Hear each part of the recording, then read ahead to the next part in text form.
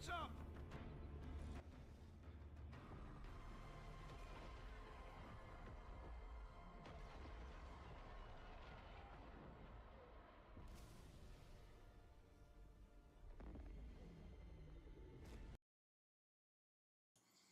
Mm.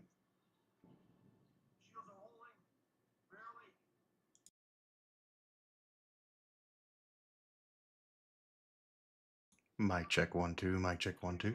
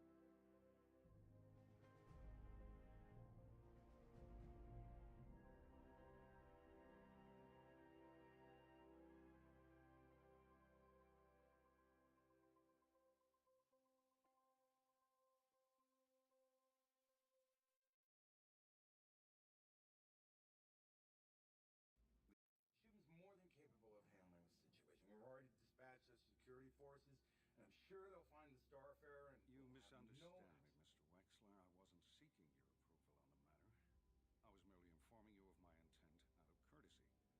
While your involvement is welcomed and strongly encouraged, it is entirely optional. Our involvement, however, is not. These OMC attacked a Navy ship in UEE space, and until the threat is neutralized, the Stanton will be remaining at Cuban, and we will be assisting in rescue operations. You're not listening, Captain. Cuban Interstellar is a very important company in the UAE. It's a company with many, many connections. I'm sure that High Command's gonna be very disappointed to hear this overprotective thuggery. Well, I look forward to hearing from them. Thank you for your time, Mr. Wexler. Well, you were right, Colton. That man is a complete ass. Why protest so hard against our help? Well, you'd be surprised. A lot of these distant stations see paying protection to various gangs as a standard cost of business. Wexler knows that with us here, we'll be forcing a fight. That means unknown risks. Which brings us back to the mission at hand. Care to join us, Lieutenant?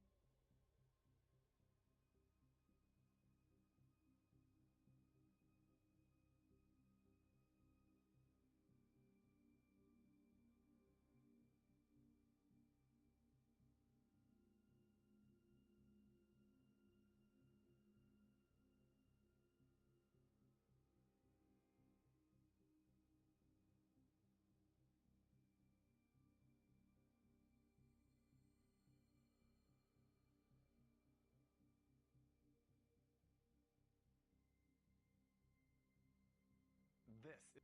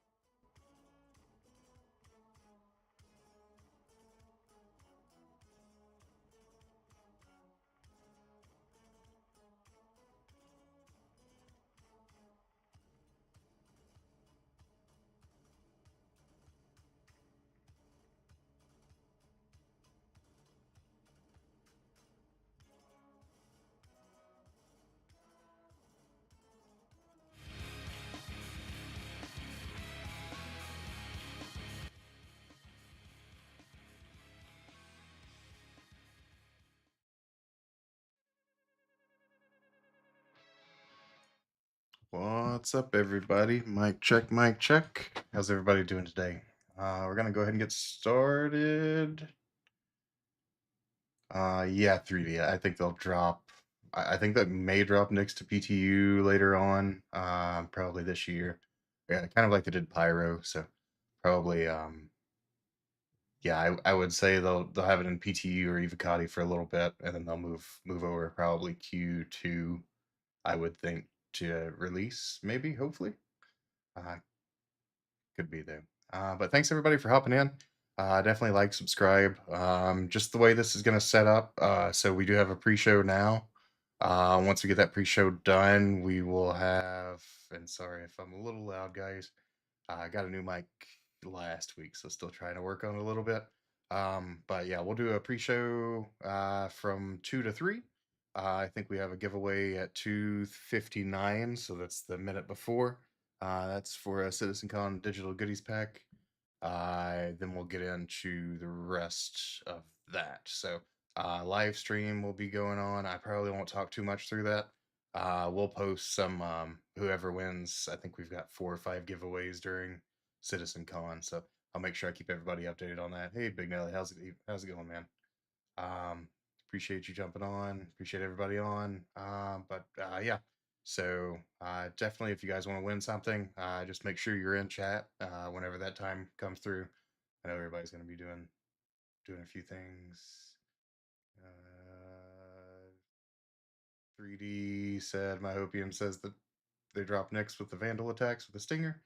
Got a Vandal capital for IAE to get fodder for the Perseus owners fire. Yeah, for sure. I can't wait to see the Perseus, see how that's gonna roll.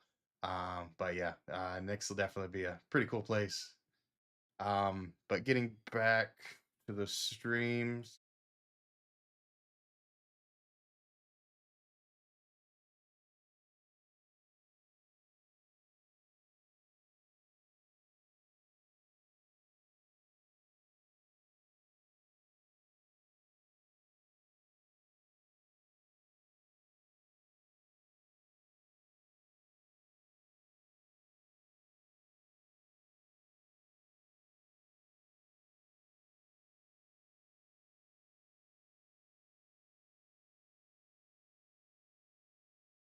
Sorry, guys, cut off for a second. So I am going to do something a little bit different for referral.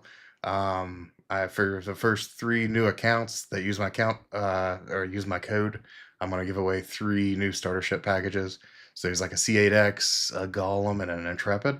So if you know anybody that actually wants to hop in and try out the game, I'm definitely offering those free packages. So just let me know. Astro, sure, man. If you know anybody that wants to get into the game, definitely invite him. Like I said, if he uses my code, I'm gonna be handing out those few ship packages just to get that jump started. So uh, definitely bring him in. I appreciate it. So that's all I've got for the referral. Just the giveaways for today, of course. 3 Star Citizen Direct pre-watch party. Sorry, Star Citizen Direct goodies bags. So our goodies packs. We'll have 1 giveaway at the end of the pre-show, 1 giveaway during the CitizenCon Direct, and then 1 in the post show. So we also have a L21 Wolf that we're giving away, Zeus CL giveaway, and then that Elysium pack. So definitely hop over. I just wanted to go through some orgs. So I do have 2 orgs that I'm in right now. One is just a smaller org. It's a Meridian Security Group. So I did create it. It's more of a hardcore org. I just focused on that mercenary guild there. I've been working pretty good with those guys. And sorry, that jumped a little bit. The second org is Shadow Brokers. So more of a casual gameplay, but they're definitely cool to hang out with as well. So definitely jump into one of those 2 if you guys would like. And yeah, should be good on that. I did want to show, so the Daymore Rally is opening up at the beginning of next year. Sign-ups are due like the 1st of January. So wanted to show you guys kind of what it's about. Yeah.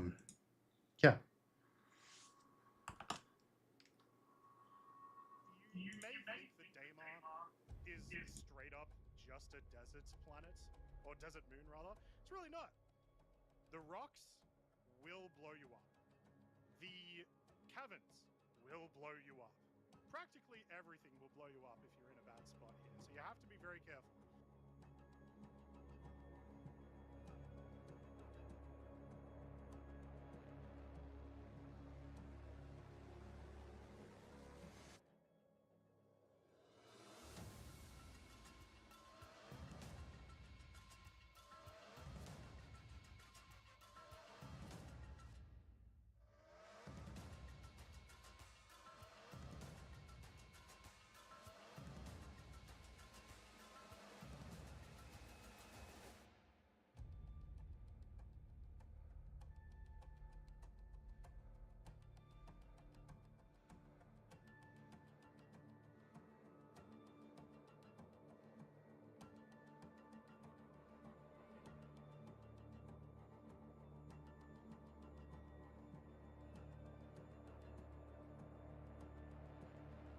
Get gunned down, and that's why this is the filthiest race in the first. You can shoot.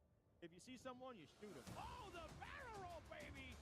Let's get it! Oh, they're getting some good shots on that second RT right now. Not like this! Oh dear!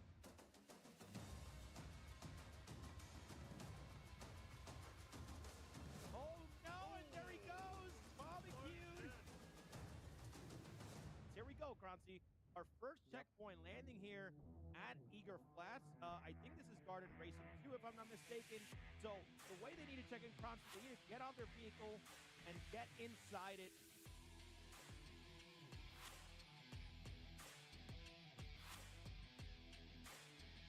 I love the VIP shit, man. It's awesome.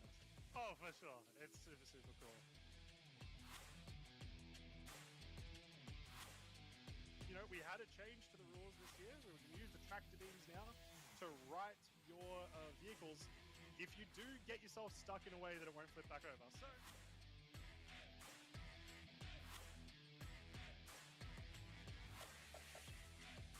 here we go with the switch, Kronzi. yep, so a reminder how these switches work is you want to make sure you are parked inside your support vehicle before they are allowed to leave.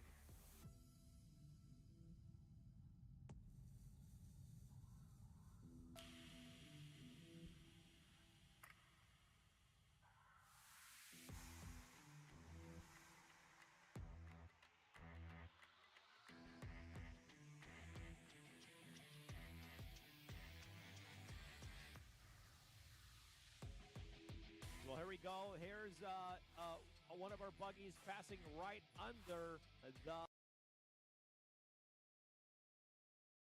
Betty. It's a rough race. It's a long, long time, especially when you get into these sections where the Cyclone has way too many of these large rocks to avoid.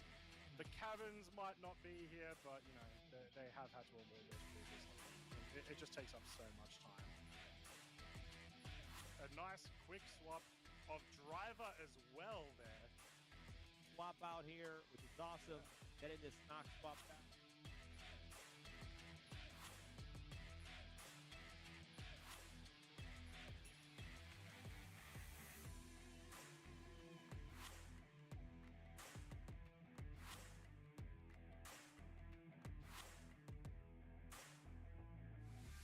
So here we go. We are going to have our first finisher of the Daymar Rally, 29.54. Well done.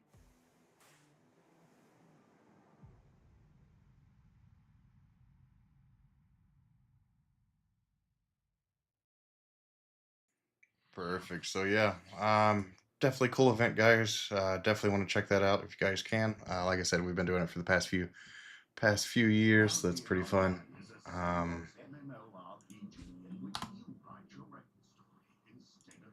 Pretty fun time, for sure. So it looks like we're 10 after. We've got about 50 minutes left. So we'll go into some ship updates. So just a few things from the monthly report that came out, I think, last week or the week before. And it looks like I glanced over the Ironclad Assault as well. But the Aurora is progressing through Lot Zero and final stages. I am hoping that that will actually come out. That rework will be presented at today's event. The Hammerhead's still working through a few things, so I'm really thinking the Hammerhead will probably be, that rework should be shown at the IAW, which is in November. Of course, the Paladin was Lot Zero, that was last month. So I'm hoping it's ready to go, and that will be also released today. Miss Cold B is in white box, so I don't think it's going to show up at IAE. Also, don't think it's going to show up today. So that'll probably be something maybe Q1, Q2 next year. Ironclad Assault, although I kind of wish it was gonna release this year. Definitely in white box gate review. So definitely going to be something for next year as well. Of course, I think everybody knows the Perseus is going to be coming at IAE. Also, the Kraken's white box is kicked off, so I'm still seeing maybe hopefully Q3, Q4 next year. But I'm also thinking probably 2027, maybe Q1 2027. Who knows? There are 6 unannounced vehicles. So first is approaching Lot Zero review, second's going through Lot Zero gate review, and the final stage, and then the third's the variant.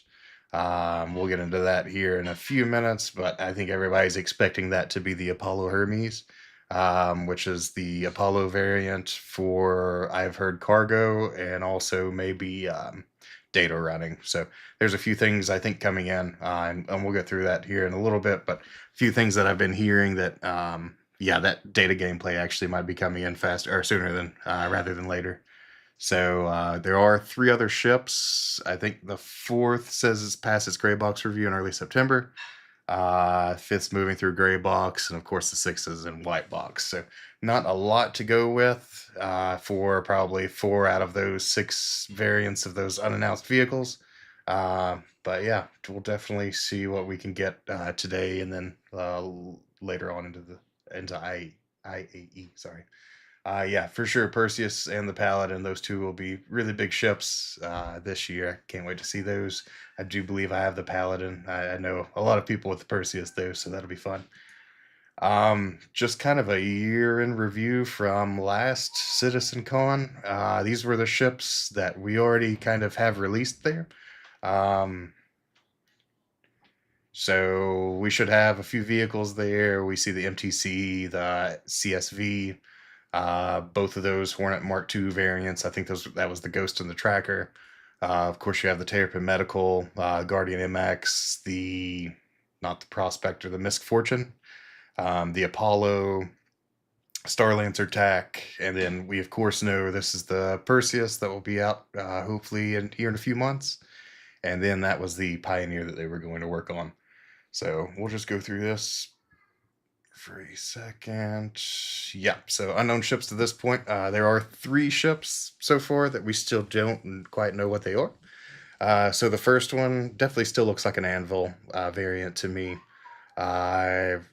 Backs, yeah, I'm 100% not sure what this is going to be. We haven't heard too much, but I do believe it's one of those 2 vehicles they were talking about that are unannounced. This I've still heard is Consolidated Outlander. It's supposed to be the medium ship. They may end up coming out with a large of something as well. Still think that's cargo, but who really knows at this point? And then the final ship everybody likes, I've heard it called the Mini Corsair. Also heard it may be somewhat of that Shem. I don't know if you guys have seen that, but they're supposed to be maybe another group that actually builds ships out of other ports. So yeah, we'll see what those 3 are, but those are the last 3 I think on the list that we really need to look at. So I think that's pretty much what we got going on right now. Yeah, so we'll go into some predictions. Let that roll for a second. So this is a quick minute prediction. I talk too fast, guys. Completely my fault. But yeah, so we'll have the Paladin, the Hermes, and let's see if I can. Yep, I can pause this. Perfect.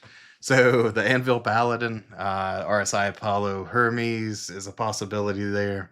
New RSI salvage ship or another salvage ship. I know there's a salvage rework in this patch. I was hoping that patch came out before today, but that's probably not going to happen. Of course, the Aurora rework, and then the Vandal Asperia Stinger. So there is that new Vandal ship that has been leaked a few times. I could see them sell the Asperia, and then we also have in the referral rewards. There's another ship that's not named yet. So I could see them selling the Asperia Stinger after this event and then having the actual Vandal version for those referral rewards. So we'll see if that happens. Ship updates. Of course, we've got I'm hoping to see some kind of update on the Perseus. I think last year they had a few updates on the Polaris. So we ended up getting that a few months after the CitizenCon event. I'm hoping we see something on the Hammerhead rework. The Kraken would be awesome, and then maybe an update.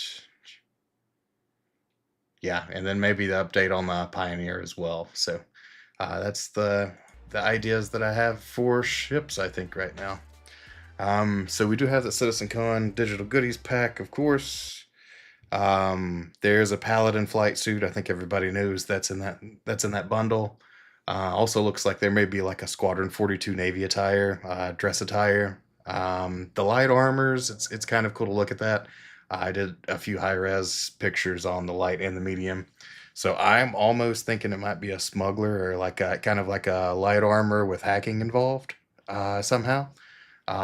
It's got like bug glass eyes and all of that, so it looks actually pretty cool. We'll see how it turns out. The medium armor looks like a Vandal-esque, something like that. That should be cool too. I was also looking at the armor archetypes that they showed off last event, so I'm thinking it also may be kind of a hunter armor, but we'll see how that turns out. Hey Orion, how's it going, man? Appreciate you jumping on. We're just going over a few things. We've still got about 40 minutes left. So, and then the last thing we've got, of course, is we've got weapons. So I think there's 3 weapons in that CitizenCon bundle. We'll see maybe some Volt weapons. I've heard maybe some crossbows. I think this patch is actually supposed to have some binoculars that are 10 times zoom. I know they're night vision as well as like the standard vision. So wouldn't mind to have those as well, but we'll see. We'll see if that actually pops up in this pack or not. And I think that's pretty much all we have for the CitizenCon bundle. So yeah, PU Gateway. Let this go through this a little bit. Sorry, PU work.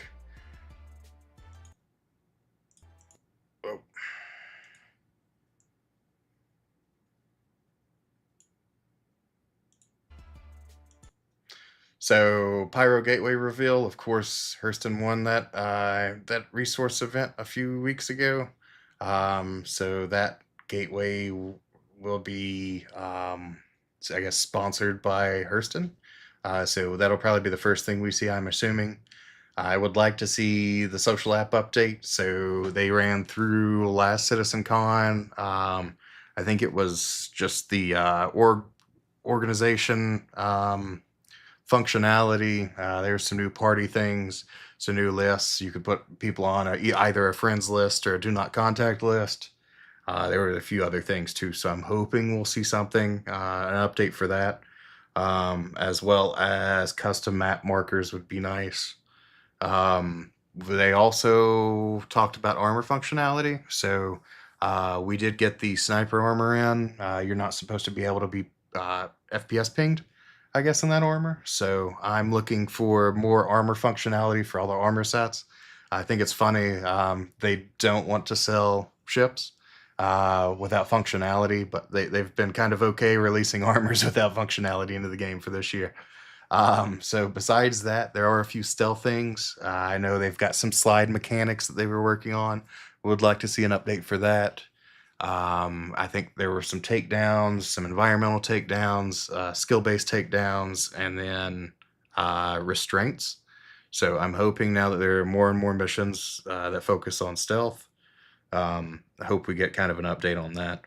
Of course, Nyx, I'm hoping, yeah, social app, please. I completely 100% agree with you, 3D, on that. Looking for a Nyx Evocati, or that's supposed to be playtest. Sorry about that, guys, not playlist. Uh, so Nyx Evocati and or playtest coming in before the end of the year. Updates on the other three systems. So after Nyx, I think was a Terra. Sorry guys, I forgot what the other three systems were. Castra, Terra, and there may have been one more. No, it should just be two. Yeah, sorry about that. So hoping we'll have an update on the other two systems, Castra and Terra. Definitely Terra is going to happen probably here within the next 3 or 4 years. Changed a little in PTU. I did see the gold statue and the Hurston logos. I'm hoping it's good. I'm more excited about the discount for sure on there.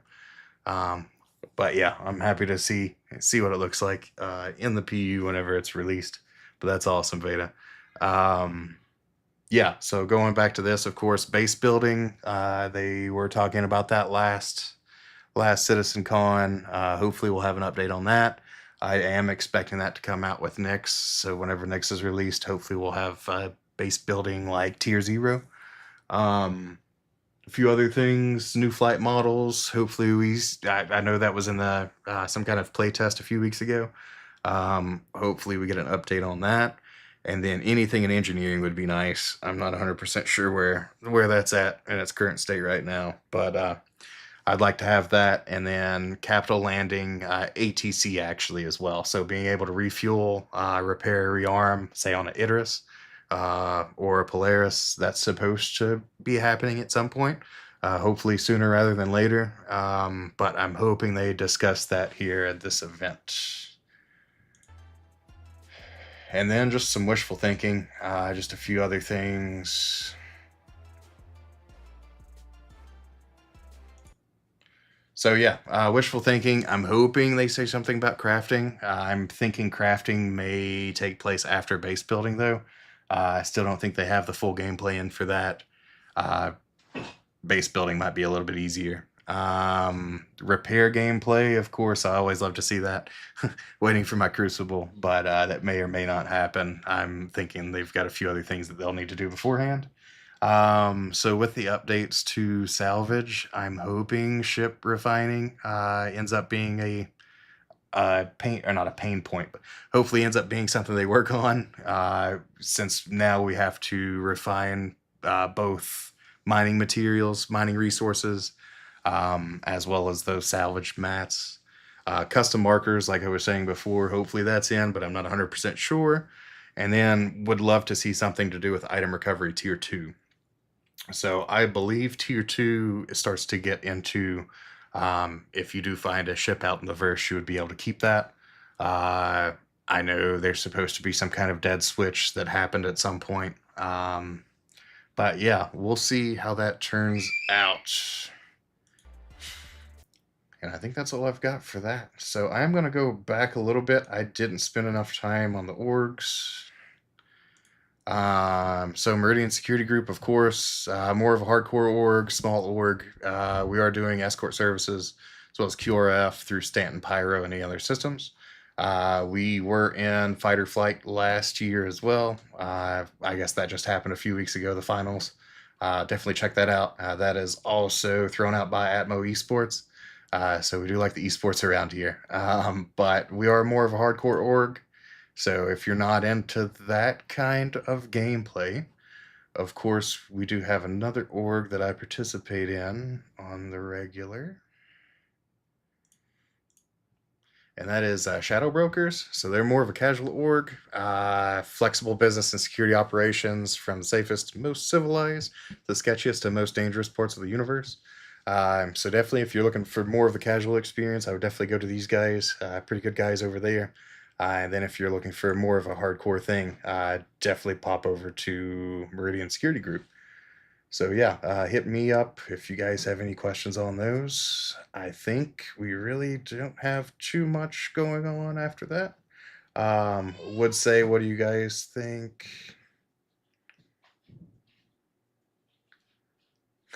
Right, inventive. Um, but yeah, so I think we're pretty good on that. Let me see. Sorry, guys. It looks like we got about 30 minutes left. So let me work on something and get it up. Would like to see in comments what you guys are thinking. I know, yeah, you guys have been talking a lot. I appreciate that. In chat, that's awesome. But would like to see just what you guys are thinking. What you're most excited about that you believe will be in this event or will be shown at CitizenCon Direct. So, I would like to go over a few more things. Just give me 1 second, guys.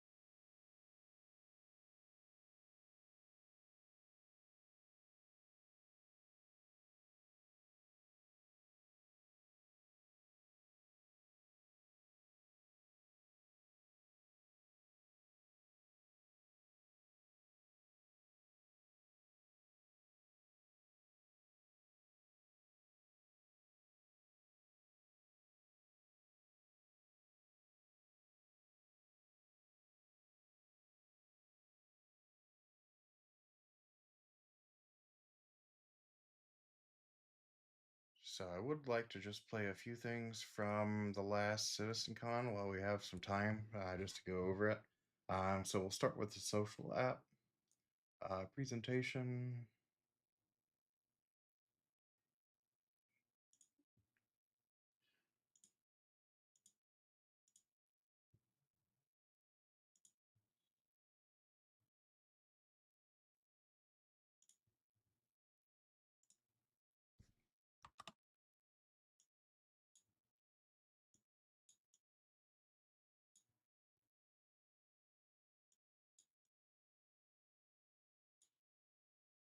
Oh, trying to line this out, guys. Sorry about that. Definitely a quick talker here, so I don't go through the bullshit that much. But yeah, definitely want to take a look at this. So on our behalf, thank you very much. Now, the above picture is really nice, other than this guy, but it does present a problem. A fundamental part of playing a massively multiplayer online game is how you connect with other players, to join in on adventures, or to receive support when you want to get out of a tricky situation, or you want to participate in endeavors that are bigger than yourself, or simply you want to run a business and make a profit. Well, as our game server shards grow, You will encounter more players, and for that, we need to scale Star Citizen's social tools to MMO size. Our ambition has always been to build a grand social system, including not only the game, but the world outside, like on Spectrum. Unfortunately, the focus has been elsewhere for a long time. We have neglected this side of the game in favor of others. For example, the Comlink app is by far the oldest application in mobiGlas. It's now time to correct this and make progress on this plan. Our goal, as a reminder, in Star Citizen is to cater to all types of players. Star Citizen in that respect is not a black or white. It's not an either-or kind of game. We are not an achievers versus casuals game. We are not a socializers versus solo players game. We are not a role players versus mechanics focused game. Or dare I say, we are not a PvE versus PvP game. We are all of those things. We strive to build a social environment in the game that is easy to engage with, consistent and dependable, and trustworthy, where you can judge danger, safety, or shadiness. And we want this to be deeply rooted in gameplay mechanics, like reputation and progression. So today we're going to take a look at the updated Star Citizen social tools and how they tie into the game. But first, look at this guy, a warning. What we're going to show you is very early work, and we will not be making a revolution or breaking boundaries. We just want to bring our game up to MMO standards. Or like Jared likes to say, bringing our 30th century game into the 21st century. And so in order to do this, we've enlisted some help. First of all, throughout this presentation, all the screenshots are made from you, the community, directly pulled from our community hub. You're going to see some player names on screen. Most of them are all of our most die-hard Evocati members. And for this, we should really take a moment and thank our Evocati members for their renewed support. They're always there for us. They get the worst and worst of the builds, and they do power through. This is an actual shot from the last Evocati. Forget the prisoner mentioned here from the work mines. And so, I'm not going to lie, this presentation is going to be a lot of mobiGlas. It's not super flashy, but focus on what the tools will allow you to do and their impact. But for this, I need some help myself, so I'm going to make a party, and I'm going to get some developers to help. So let me first invite our senior systems designer, Gabriel Hector.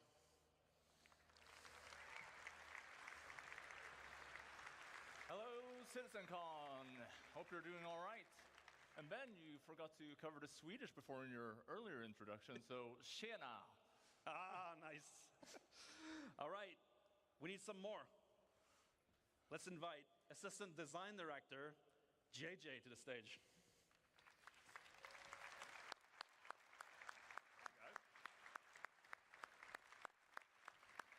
My spot's quite far away. Yeah, no, you walk it up. Walk out.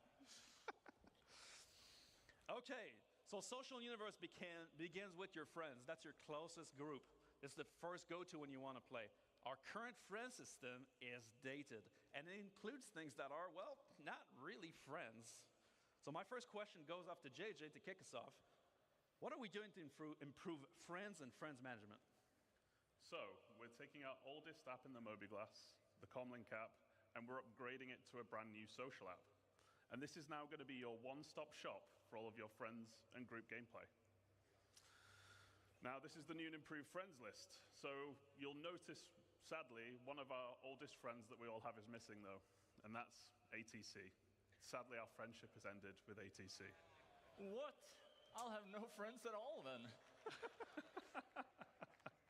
So this is now just a dedicated space for your real friends.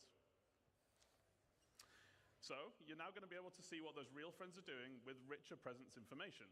So giving you better awareness of where your friends are, what they're doing, or if they're not on, when they were last seen. And then you'll also be able to reflect your own status. So you can let friends know if you're away, don't want to be disturbed, or if you just want to hide offline for a while. Another key upgrade is synchronizing with Spectrum as well. So you'll be able to see friends that are in Spectrum itself, Arena Commander, or just chilling on the launcher. And that also means that you can accept and receive invites to and from Spectrum even while you're offline. And throughout this presentation, any functionality that is shared between the game and the web and the launcher, we're aiming to synchronize across all. And speaking of synchronizing, when we have multiple characters, your friends will be shared across all of them too. Nice. So some people are real socialites. I know, I've seen them. They have a lot of friends. I'm talking multiple pages and pages of friends. What are we doing to help management of huge friends list? Nice humble brag, Ben. Well, in fact, we are giving you the ability to add notes to your friends list so you can remember, hey, this is that cosplayer that I met at CitizenCon 2954. Or maybe it's JJ's super weird username. This is JJ. Also, you can add people to a favorites list, meaning that the people that you interact with most in the game are always going to be shown at the top of your friends list for your convenience. Additionally, we're moving the voice chat into the social app. And, well, why? Who are you going to call? That's the question. You're going to call your friends. You're going to call your party. So this is where it should live. Seem to have got a lot of UEC there as well, Ben. I swear to God, I didn't dupe any cargo. This is just my personal allowance. Yeah, sure.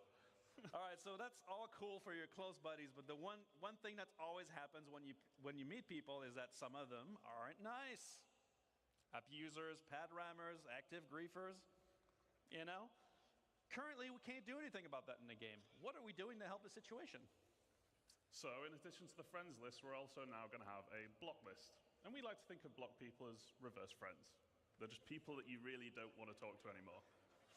So what we're trying to do is we're doing something called black holing them from communications. So you can't see them talk and they can't see you talk anymore. And not only for communications, whenever you see some of these other systems we're about to talk about where you can group up, we're going to make it harder for you to see each other as well. Now, we also have a much requested hostiles list for people who have made a real enemy of you as well. The KOS list is finally making its way in. Oh, yeah. You'll also be able to add notes here as well, just so you can remember that person I blocked 2 years ago, you remember why, because you're going to forget. And then for those situations where someone really wants to go the extra mile to be a super mega ass, you can report them to us, and we'll deal with them for you. All right, so now I have my friends list up to date. I can find my friends easily based on rich presence in real time, and I'm ready to go on an adventure. But for that, I need a party. The party is at the core of the social experience when you're heading into a mission, meeting with other players, or whether they're a friend or not. Our party system is very bare bones at the moment. It does have some cool features, but what are we planning to improve parties? Yeah, so as you said, it does have some cool features like party launching, the party markers, quantum syncing. It's all good stuff, but let's take a closer look at the new features of the party list. So, with server meshing, we are right now at a unique opportunity for us. So we already support large parties, but we want to do this well. We have been seeing what you do in the tech previews, and people have been partying up in hundreds. 100 plus people in one ship? Come on. And that's all right. We just want to make sure that we're adding better support for this, like search functionality, making it easy to find people in your party. Also, just like we did with the friends list, we're adding rich presence here as well. But for the party, you're going to want more real-time gameplay-related info, like if someone's downed or dead or maybe offline for some reason. A big thing, though, is the ship and seat breakdown.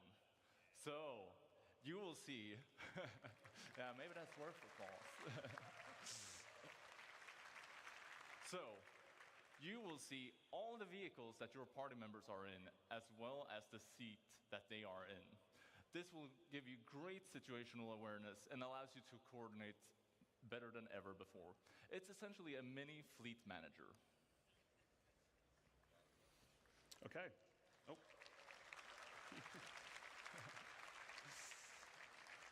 So there's going to be more improvements as well. So you're going to be able to control permission for invites. So only your leaders and assistant leaders can actually invite people. So it's no longer an absolute free-for-all. And we're adding an absolute MMO staple as well, which is the ready check. So as we add more and more challenging group gameplay, you're going to be able to coordinate a lot better. And while we're talking about group play, and maybe it's unwanted group play in this case, we're improving the quality of life for our streamers as well. So we'll no longer have a shard player list. We're going to be obscuring things like your on-screen name and location and so on, just so you're a bit harder to find while you are streaming. And that's the full friends and party tab. Pretty cool. It's a party for the eyes. It's a party for the eyes. All right, so the new Friends and Party place is really the one-stop shop to manage all your real-time interactions with other players or access your comms channel. That's cool, but as we navigate the verse, it's always very difficult to find people. We have a single channel. People are blasting looking for groups. It's a bit awkward. You never know what you're going to find. With bigger shards, I know I'm the bigger shards guy now, but we're going to have a lot more players in there. There must be a better way. Well, Ben, we have given this some thought. So, the second tab in the social app, introducing the Party Finder. So, the Party Finder, it's a dynamic system that's going to make it easy for you to find interesting and engaging gameplay. It's basically player-powered matchmaking. So, if you are looking for more players, just go in here, advertise your party, give it an informative name like Ben has done here. Space Combat Fun Times. And you could even set things like a specific contract that you want to play, or roles that you're looking to fill. Maybe you need gunners, engineers, pilots. Meat shields. Maybe that. You could also limit the number of members. You might want to do some, again, specific content. So you want to do with a set number of members in the party, or you might want a tight-knit group. That's something that I would like very much. Maybe you just don't want to split the contract rewards, right? So once you have that information, then it's time to list your party. And then people are going to be applying to join your group, which is kind of like a reverse invite. You're applying to the party, you're joining yourself, you're getting involved. You're the reverse guy today. I'm stuck in one gear. So you can then request, the people that are requesting, you can then look at their information and you decide on whether or not you want to accept or reject them, just so you can tailor your group to the kind of gameplay that you're trying to do. Then, on the other side, finding a party should be easy too. So all of those super cool things that Gabriel just mentioned, so like setting your group name, roles needed, party size, and so on, you're going to be able to use those as filters to find the right group. And this is all purely because we want you to find the kind of group gameplay that you want to engage in. And it's for all types of players.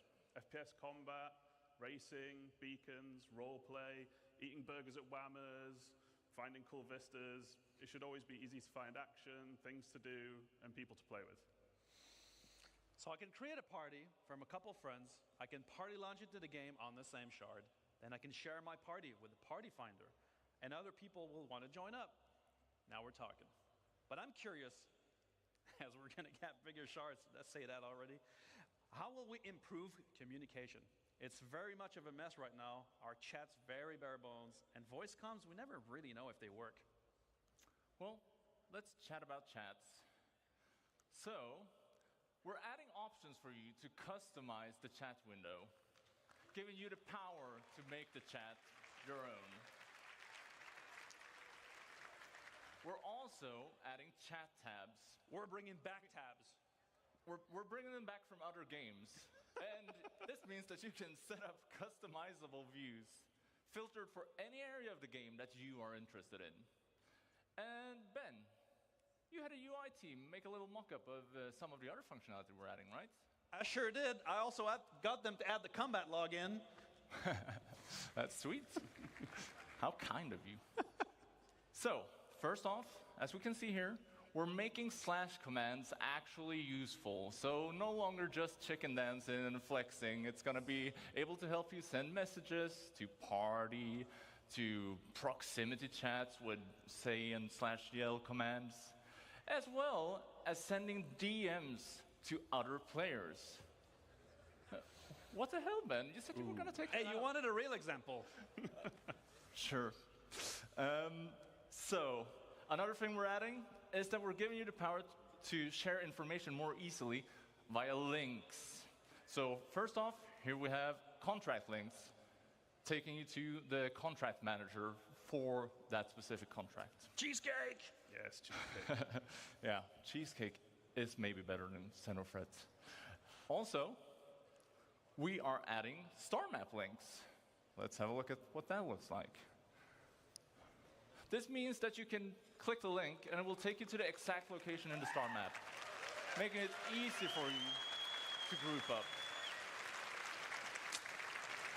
Another thing we're adding is item links, and well, Hey guys, we'll watch this for another like 5 minutes, and then we'll go through a quick 10-minute overview of CitizenCon 29, 53, and 24. So, or 54. Sorry guys. But yeah, should just be here in a few. So while we're talking about comms, Sean just messaged us about VoIP. Do you want to invite him to the party? I sure can, Gabe. We do need an expert to discuss VoIP and FOIP anyway. So you guys give us some air, remember hot mics, and let's invite Sean, Master of Faces Tracy, to join the party.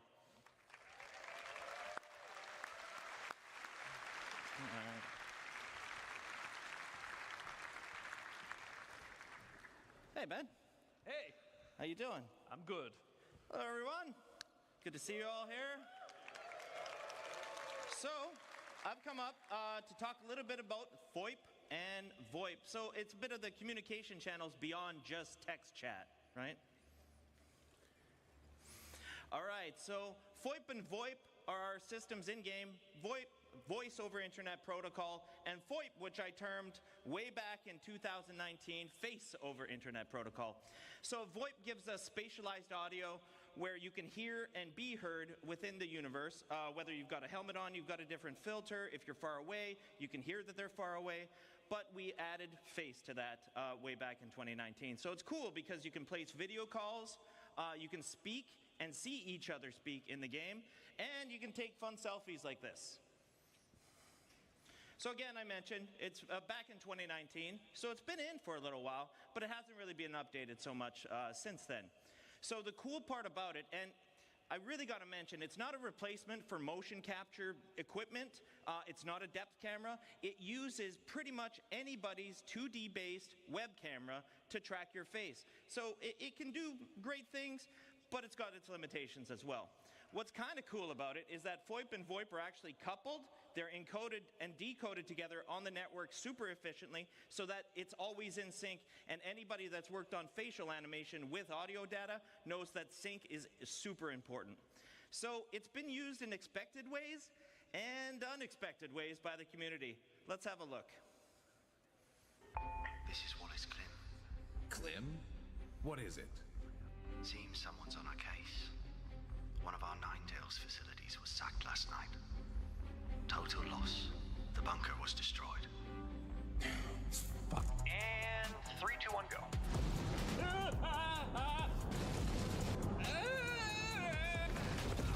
This isn't what they said it would be. The subject has crossed the perimeter. Most people don't associate ladies like us with salvage, do they, Shell? That's right, Mel.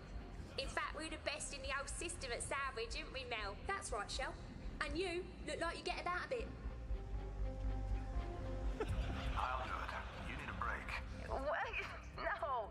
You're up there in what? Your underwear just drinking hooch or something and just singing away? Wait, we have hooch? Hi, I'm Natronics, and you're watching Redline, your source for adventurous stories throughout the verse. The name's Brad. Agent Davina Brad. Excuse me, Captain? I'm Aaron Baxter. We topped off yet, Aaron Baxter? Just about, sir. Good. I don't want to spend another second on it. Something we have in common, sir. Hey. Yeah. It was that day when I met Mr. President that my life changed for the better. Eat that apple.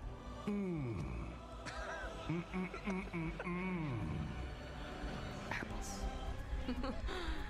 You were never supposed to know any of this, Detective. You were supposed to die at Safe Haven. Rachel. Rachel's dead. Hey man, I'm back again. You have any hats? Oh dude, I read the cap. What are you looking at, sir? Go away.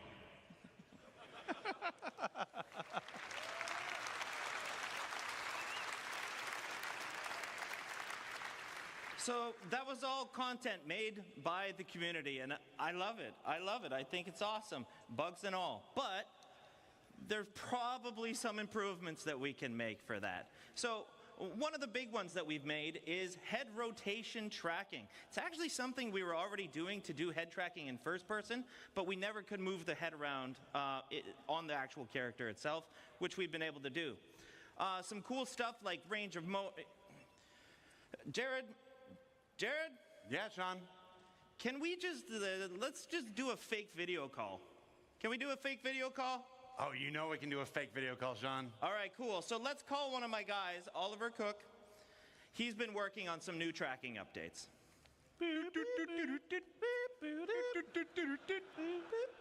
Hey, Sean, and a big hello to everybody at CitizenCon. How's it going? Hey, Ollie. It's great to see you. Everyone's having a great time. I see you're using FOIP. Where are you?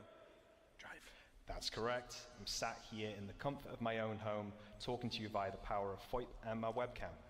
We've been working on FOIP recently, and we're starting to see some improvements to the quality of the tracking in-game. That sounds awesome. Can you tell everyone what you've done to improve it? Well, we started off by looking at what we originally had, and we realized that some mouth poses were really difficult to pull. So we focused on improving the range of motion of the mouth, which now looks like this.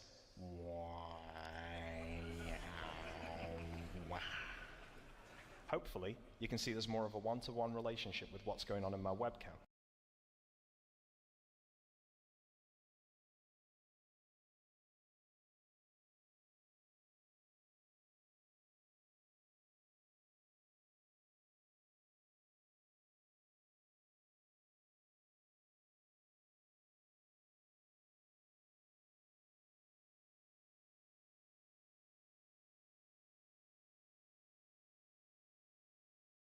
All right, fellas, it's 10 minutes till.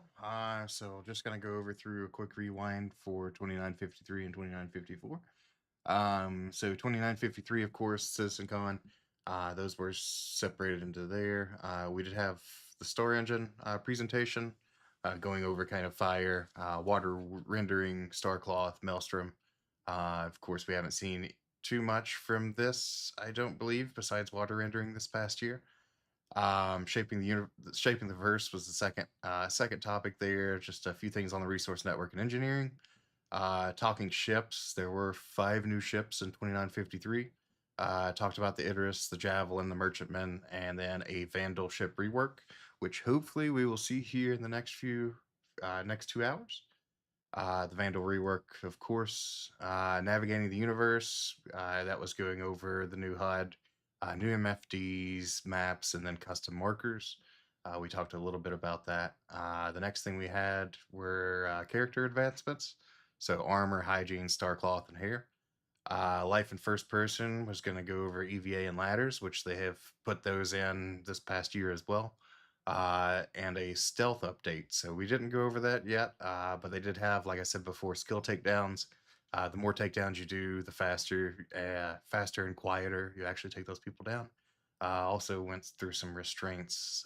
Went through some weapon wear. Time to kill increase, and then some AI traits, which we are still seeing in the verse now. The next topic, living on the edge, that was just a structure kit update for different building types, building locations, and then they also went over a few raid missions, hauling cargo updates, base building, and fabrication. So that was 2953. And now we'll go to 2954. Looks like we have about 6 or 7 minutes, but we'll go over this shortly. So 2954, a few more notes on that. Of course, we went through the Genesis Star Engine. So talking about kind of the phases of those, modularizations, more toolkits, audio-visual improvements. Social Universe, which we just watched. So that was updating column link called Social App. New party UI, party finders, beacons, guides, FOIP and VoIP. New orgs app, which we didn't look at, didn't have time. Yeah, you could join multiple orgs, which is a good thing, but you will have representation and loyalty attached to that. So um, we can go over that at a different time. Of course, the next thing we had, Dress to Kill, specializations, talked about that before. Hopefully we see an update on this here in this event as well. Starware is not too much going on there. They did go through the different types, so the tracker, the tank, the sniper, of course, we got that armor in, and there were a few other things as well. So that's pretty cool. They did review the Apex Valakar, which we still haven't fully gotten into the game yet, the desert one at least. I know we've got the Yormandi dispatch coming up, as well as that other Valakar that you have at the ASD facilities. Beyond Pyro, they went over next. Of course, talking about that. Hopefully, we'll have that close to end game by the end of the year. Landing zones, they're going to do an update on that. They were going to do an update on that. There's supposed to be a municipal works area for Art Court, and that will be, I think, like a leveled progression. And it's instanced, so you don't have to worry about PvP there from what I've seen. And then they went over a few other systems. So in this topic, they went over the Castra system just a little bit. Sherman in pre-production, that was last year, as well as the Spaceport Ulysses. So that was pretty cool.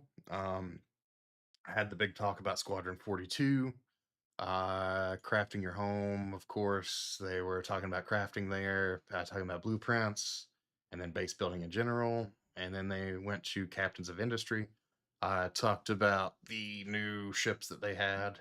Talked about an update for the Pioneer and how those ships correlate to base building. So that was pretty cool. Of course, the last thing they discussed, Star is My Destination, Star Citizen 1.0. There will be a main story attached to this, and you can break off of that main story and do your own missions whenever you would like. They did announce Terra as the fifth system, so still waiting on that. That I believe there's a super Earth there, so that may be the biggest planet that we have in game right now or at that time. Talked a little bit about the tax, inheritance tax, death of a spaceman, ship insurance. Not a lot going on. It's very important, but not a lot we'll go into right now. Also talked a bit about in-game piracy, base rating, and then of course the player space stations. So that was pretty cool. Sorry guys if I wasn't on there. That was so that was what we've seen for the past few Star Citizen CitizenCons. Hopefully it'll build on what we've got. It is kind of cool to see the 2953, how much we've kind of implemented from that CitizenCon in the past year. So hopefully we'll see 2954 and then or items from 2954 as well as the rest of 2953 finished here in the next few minutes. So looks like we have 3 minutes left. I will move this over here.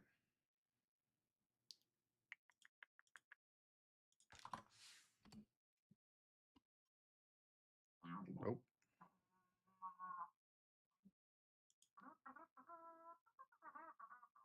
Yep, 2 minutes 53 seconds, guys. So we will have that first drawing in 2 minutes. If you guys want to take a quick break, a 3-minute break, go grab some coffee, some water, and then we'll get started with the stream. I appreciate you guys sticking on and hanging out, and we'll give that first CitizenCon pack away. So just a reminder, you do have to be in chat when these giveaways occur, just so I know who you guys are. You will have to contact me if you don't care via Discord, YouTube, or Twitch, and then just make sure you provide that email or a confirmation that that email you used on Gleam is the correct email for your pack. All right, I think we're good. Perfect.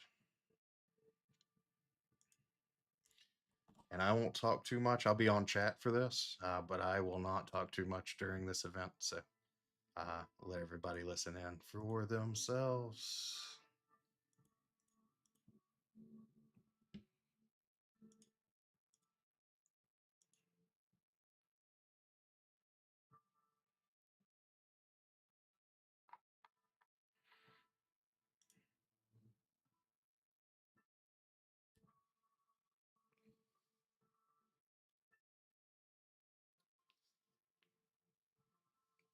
And then once I draw, just if you guys are in chat, make sure you type a message or something that I know you guys are in chat.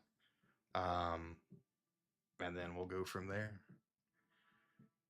All right, it is 2:59 now, so I'll go ahead and draw the winner for the Star Citizen Con Direct pack.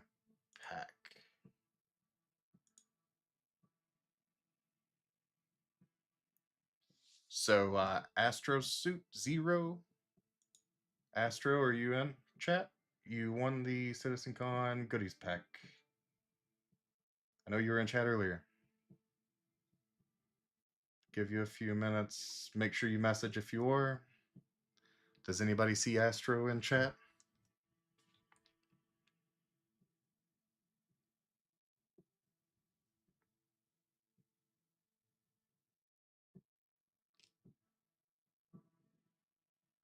I think he was Perseus today, probably like 0. I think Perseus is going to be at IE.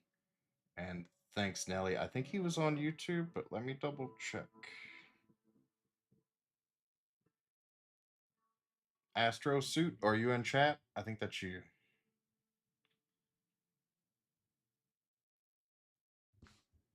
This year marked a turning point in Star Citizen's history. We have finally moved past the question of whether we can build an architecture, deliver a universe with incredible detail at massive scale. Oh, yep, he's here. So he typed. Sweet. Awesome. Yeah, Astro, just contact me after this, and you won the goodies pack. So I'll let you guys listen in on this, and we'll go ahead and get started. Thanks, everybody. Next, I think the next giveaway is in 30 minutes. So. I couldn't be prouder of the team. They delivered something no other online game does presently. There may be other games out there that claim large player counts, or even the ability to mesh, but none do it at our detail, scale, and seamlessness. Of course, there will be continued improvements to server meshing and to Star Engine, but having moved past this last big technological hurdle has allowed us to finally focus on quality of life and stability improvements, something that has long been overdue. We're about to deliver our 9th patch in 10 months, with content that has brought Star Citizen storytelling into new and exciting directions. We pushed more than 24 features and more than 2,000 bug fixes. And while there is still a long way to go, the game has gotten more stable, performant, and fun as a result. We see this in player metrics. More of you play every day. The daily average users is up 45% from last year, and your playtime is up 15%. So more people venture out into the verse and stay there longer than ever before. And through all that, we've told the dual stories of the Frontier Fighters Assault on Pyro and the moral compromises being made to combat the regen crisis. Now, as those stories come to a rest for the time being, it's time to look forward to the next chapter of Star Citizen, where the instability in Pyro and the callous actions of some pave the way to new adventures, new locations, and new threats. Last year, we announced our next Star Citizen would be Nyx, home to the People's Alliance of Levski and bordering the Vandal threat. Today, we're proud to share that your adventures in Nyx begin not next year, but next month, when Star Citizen's 3rd system comes online in Alpha 4.4. 2 new systems in 1 year. That's only possible because of the tireless work of our development teams, server meshing accelerating what's possible, the support teams behind the scenes, and most importantly, all of you. Now, I do miss that we're not all together under one roof this year, but in many ways, we're more connected than ever. Across the globe, many of you are gathering at watch parties, 9 of them with our developers in attendance, and countless others springing up in communities everywhere, and all happening simultaneously today. So even if we're separated by oceans and continents, we're bound together by the same passion for space, for discovery, and for this incredible universe we're building together. Whether you're at home or alongside your crew at a watch party, grab a drink, sit back, and let us take you inside our up-and-coming plans for the next year of Star Citizen.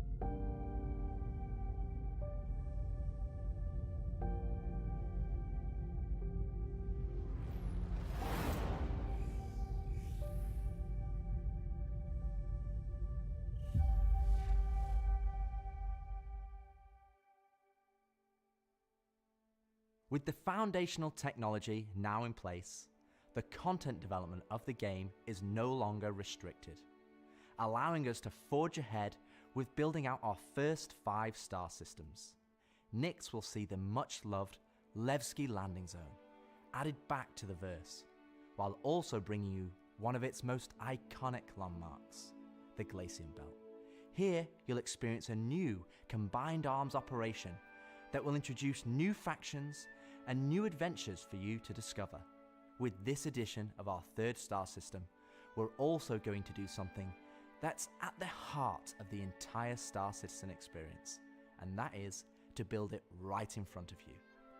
As we have done this year, with the addition of several major locations, such as the Hathor facility or the Lazarus complex, we will continue to unveil new Nyx content throughout the year. It's a slightly different approach to how we deliver Pyro, but we feel this gets the content into your hands sooner and shows our intent as we continue our march towards 1.0. I'm so incredibly proud of the work our teams have done and are continuing to do, and we're excited to have you on this next step of our journey.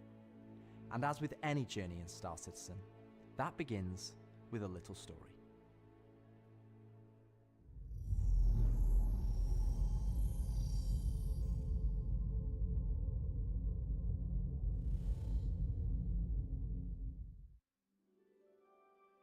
In 2025, we introduced 2 major storylines spanning multiple patches, creating a living backbone for adventure across the universe. The first was Pyro Must Burn. It connected Stanton to Pyro and introduced the Frontier Fighters, who are relentless, brutal, and determined to wipe out any threats that cross them. And with this month's release, you'll now take part in the conclusion to that storyline. The second was Science Run Amok, with the Regen Crisis throwing the Empire into chaos, and you all jumping in to help the various corporations respond. Through that journey, we pulled back the curtain on ASD and its shady practices, uncovering long-forgotten Onyx facilities, and met new characters like Dr. Logan Yorit and Detective Arkham Mella of the Hokro Agency. And just like the Pyro Must Burn storyline carried us into a new system, Science Run Amok is now setting the stage for Nyx, the next step in the larger story we're telling on the road to 1.0. As this new chapter of Star Citizen begins, let's hear from just a few of the team members working to bring this next era of our universe to life.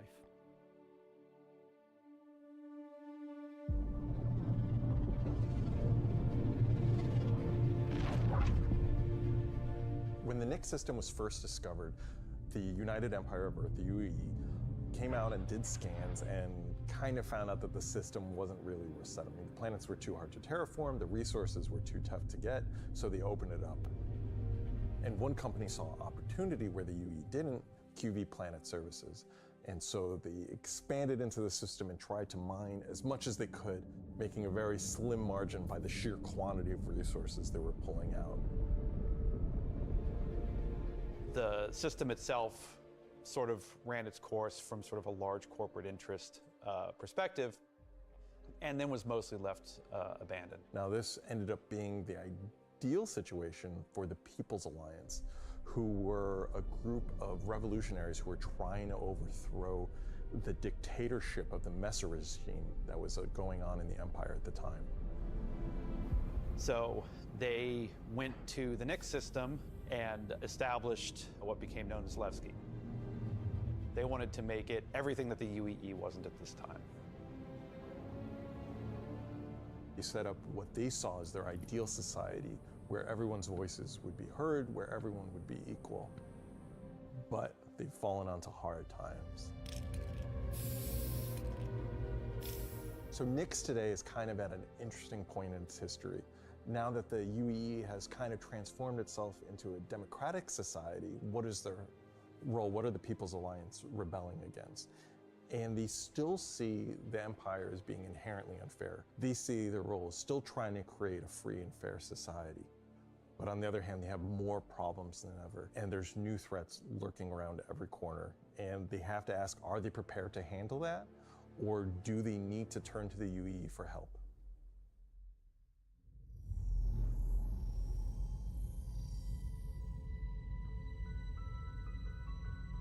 Making a star system is you approach it from kind of two angles in a weird way. What is this system bringing to the gallery? How does this new system plug into it, and what does it bring to the table from a sort of a flavor experience? We want to make sure that whatever it's bringing to the company is unique and has some flair to it. So the Nix system is a remote system where people want to go and live free outside of the pressure and influence of the UEE. It's a remote and rugged system with a lot of hostility coming from the ever-present threat of Vandal. It's kind of like a frontier-esque thing. It's not lawless like Pyro, it's just kind of out there. Pyro's more like a Mad Max wasteland, and Nix is more like Silverado or like Deadwood, right? It's kind of like a smaller scope. The emptiness and the loneliness is the defining factor. You're still going to find gangs, you're still going to find hostile presences, but it's where people go if they want to live off the grid. The People's Alliance is the main peacekeeping force in Nix. They were unhappy with the direction that the Empire was going under the Messers. They got out.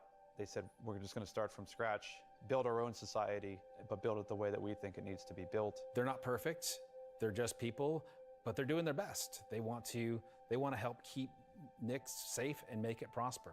They are trying to do the best that they can, but are faced with the realities of dealing with people, which is tricky. The Pyro star is quite a warm star. Stanton star is quite neutral. And the Nix is a little bit cooler. The system has its star, and it has this dark, really, really dense gas sort of nebulous cloud. And it has points of light scattered around it, and those points of light in this gas cloud is really, really hazy. So because Nix is bordering Vandal space, it was important that we have a gap in the Nix gas cloud where you could sort of just, in between the clouds, see a piece of the Vandal space. It feels so close that it's even like protruding some red light. The level designers are using it as an actual visual indicator of where to place more dangerous POIs. So if you point your ship in the direction of it, you should find, as we build it out, that you will be in more and more danger. And I think that's really cool. To give more atmosphere, I was testing out adding some sort of space snowflakes, essentially. So when you look towards the sun, you can sort of see that sort of like sparkle. But then when you look away from the sun, you'll see the reflections and sort of like little glints of light. For the jump points in Nix, we'll have 2 on this release. We'll have one from Pyro to Nix and one from Stanton to Nix. It should be going from Nix to Castra, but we're essentially bypassing Castra temporarily. Hey, we want to make sure you can get there any way you want. Glacian Belt is a huge asteroid belt that is in sort of the middle of the system. The Glacian Belt is a combination of a bunch of technologies that we already had. The asteroid fields we use for planetary rings and the gas clouds, and it's combining them to make something completely new that we've just not seen before.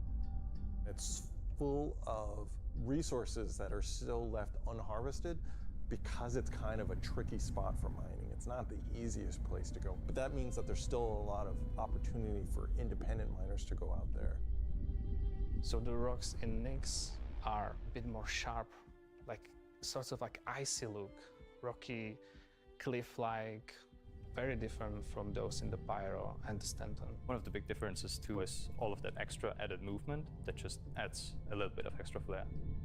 It's also a good hiding spot for people who are trying to elude capture, maybe set up ambushes, that type of stuff. I always feel way more interesting flying in those spaces than just, through empty void. And as we build out the Glacian Belt over the next year, lots of places to put new content. Delamar is a very large asteroid in the Glacian Belt that QV Planet Services had built a mining base on that got taken over by the People's Alliance and renamed Levski.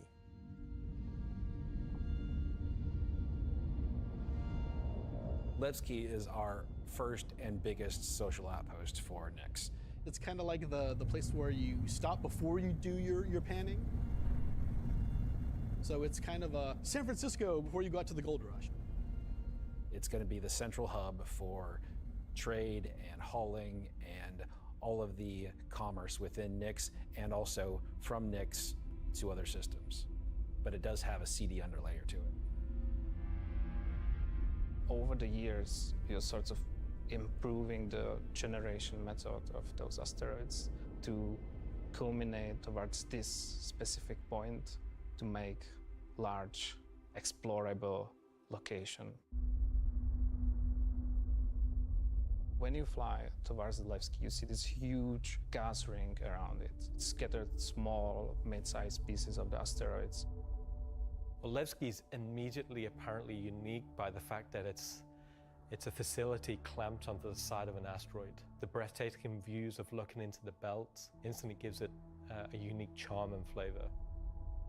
As you approach, you'll initially see a very dramatic borehole that goes all the way through the asteroid. You'll also see, growing out from there and alongside Levski, there will be landing pads along what I'd call the spine. Lots of industrial pipes and transport systems to bring out the refined mining materials when it was a mining station. Before, we were using an actual planet, so we had all of the space available to place all of these structures. But now it kind of meant that we had to create an asteroid which has the appropriate size to. If we took the whole shot of the asteroid, you will see that there is an area to fly underneath. We plan on bringing in hull C gameplay, so this is exterior cargo elevators, so as a team you will be able to load and unload cargo. There's a lot more movement on the exterior, such as the cargo trains going around tracks. It's now going to be fully EVA-able. There will be walkways around the main landing zone to walk on using gravity plates, but you can drift off and kind of go wherever you want. They can explore fully the whole place, which is great.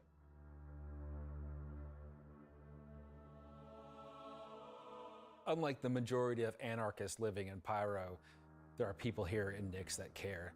It's not a downtrodden or derelict, dilapidated location. It has a sense of order. But only where the People's Alliance has people living. But we've had Levski before, and we've updated it quite substantially to be more in line with the newer features that have been put in since, but also visually, and there's been a lot of quality of life fixes that we've wanted to add and bring up to like a good standard for a landing zone. Gracing the main lobby of Levski is a large statue of Anthony Tanaka, who was a child worker. And was being worked to death, all of them were, and Anthony Tanaka just had a break and just said no, and stood up against the foremen, the supervisors, the managers, the guards, and was killed for it. And so he became a sort of a figurehead. And kind of was one of the linchpin moments in seeing the fall of the Messer regime.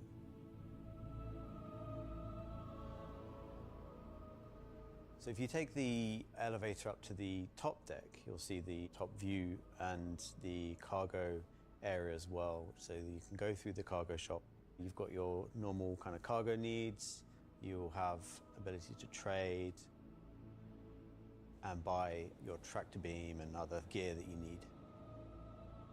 So if you were to die in the Nyx system, then one of the places you might come out from is the hospital in Levski, which is called the Mercy Hospital. So Mercy Hospital is just basically, it's a local med station for all the residents of Levski, anybody traveling through the system. Again, they're trying to provide as good medical help for people as they can. When you arrive at the HAB's location, you'll be presented with a lobby, elevator bank, and then you will take that transit to the HAB room. So within that room will be pods. And that's where the original miners would have lived. They're not the nicest, and they're a bit messy, but they're a home for people in Levski. If you head down to the lower view deck, you'll go through into the Grand Barter, which is your main social and commercial area of Levski. This is where you will see market sellers selling their wares. There will be stalls, there will be kind of more embedded shops. And that includes things like Corderies, which is your armor shop, and also conscientious objects, which is for weapons. There's also one of my favorite places, Cafe Musée, which is where you can go down into some of the more rocky depths and grab yourself a drink, and you never know who you meet down there. If you explore a bit more around the Grand Barter, there's other routes around and little side passages. There's another shop that's away from that area called Teachers. Teach's Ship Shop is basically where you would go if you were looking to pick up a used ship, buy some ship parts, fix up your old ship, find some new stuff, sell some scrap. We've closed up Dumpers Depot for Levski, and everything that used to be sold there will now be sold at Teachers. Another new area, as well as the cargo shop that we've added, is the refinery deck for Levski. That's where you can take your processed goods, not just from Levski, but from the rest of the Nix system, and refine and sell those goods there. As a lot of the content in the next coming releases for Nix is going to be mining related. So it's super important that Levski is a really nice hub for mining type of gameplay. So we're really happy to bring Levski back into the game. It's been gone for quite a few years now. I think it really provided a unique environment of it's run down, but the people who live there love it and are working their hardest to make it a great place to live. This is a location that has a lot of nostalgia for you guys, and we don't want this just to be a re-release. We do want you to go, wow. It's not going to be as complete as Pyro was when it first came out, but it's going to be our first iteration, and you're going to be able to see it grow as we work on it. Like with everything, we're always learning and improving and finding new ways. I mean, is there anything more Star Citizen than just building the system while the players watch us build it around them? It's going to add a nice dynamic to Stanton and be a much more calming of, style system than Pyro. The people that would have played it before are going to love to see this come back, and the people that haven't seen it before, it's going to be a great new location. This is the first time that I'm going to be able to touch stuff and kind of bring my own content to the game, and that's really exciting to me. Levski coming back into the game is a huge milestone personally for me. So I worked on the original quite some time ago, so seeing it come back and updated and improved and better is fantastic.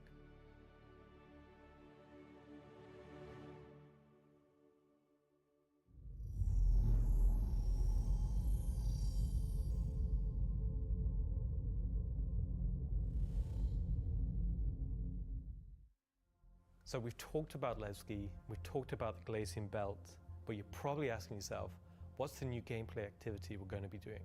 So let's find out. Welcome to Nix is your first experience in a new space station in a new solar system. It's a mystery to be solved. There's things for the player to explore and look into. There's going to be some twists and turns, of course some combat, and if you're lucky enough to survive, maybe some good rewards. This is basically a continuation of kind of our ASD storyline. So in the closing out what we had called our Science Run Amok storyline, we had revealed that ASD had been procuring sort of very black market illegal stuff in order to conduct their experiments. So this mission is basically going to be continuing on that trail. So the Navy has learned that illegal tech is being sold in the UAE, and they're hiring Intersect to investigate. Intersect Defense Solutions is the leading military defense contractor in the UAE. So the Navy contracts with them a lot for doing various kind of military operations that they don't want to handle themselves. We didn't want players to be working directly for the Navy. The Navy just doesn't call up random citizens and ask like, hey, if you're free, can you fly a helicopter? I guess as a player, when you can think about like, oh, where am I going to be doing missions that are capital ship battles or large fleet scale stuff or military operations, that's all going to come from Intersect Defense Solutions. Intersect have discovered the source of the illegal tech is in the NIC system and an old abandoned QV Planet Services logistics station that's come back online. So they want the players to figure out what's going on. So when you come out of Quantum and you start your approach vector to the objective, you'll be weaving through asteroids, going through the Glacian belt, and slowly the station will reveal itself. Now this is an old QV logistics station. It's pretty beat up, it's pretty derelict, but there's some points of interest that you'll spot as you go through. So the station itself shares design cues from old Pan Am stations found in Pyro. This architectural design found its way over to the NIC system as the system was being established, but you'll also see some additional design cues that QV Planetary Services were adding, so it's a nice transition architectural point. It's fairly skeletal in design. You'll see logistics yards and cargo yards, but also facilities pinned inside the asteroid, creating this network of facilities. You'll notice there's a Polaris near the main hub. It's not a normal Polaris. It's damaged, it's broken. It's not a standard corporate Polaris. So at this point, you should be asking yourself, who does this belong to? Away from the Polaris, you'll see struts leading to asteroid bases. Now these asteroid bases are locked, so you don't know exactly what's inside just yet. But all of this comes together to form the playground for the mission to take place. So not only is this facility unabandoned, but it's also under attack from a surprising but familiar foe.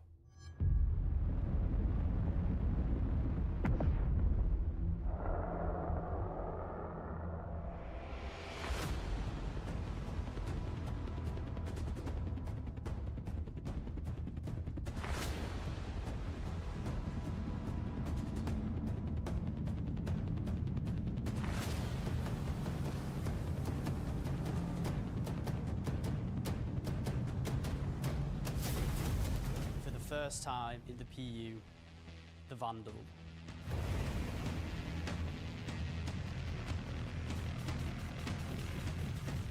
So the Vandal are a nomadic, very, very, very violent spacefaring race.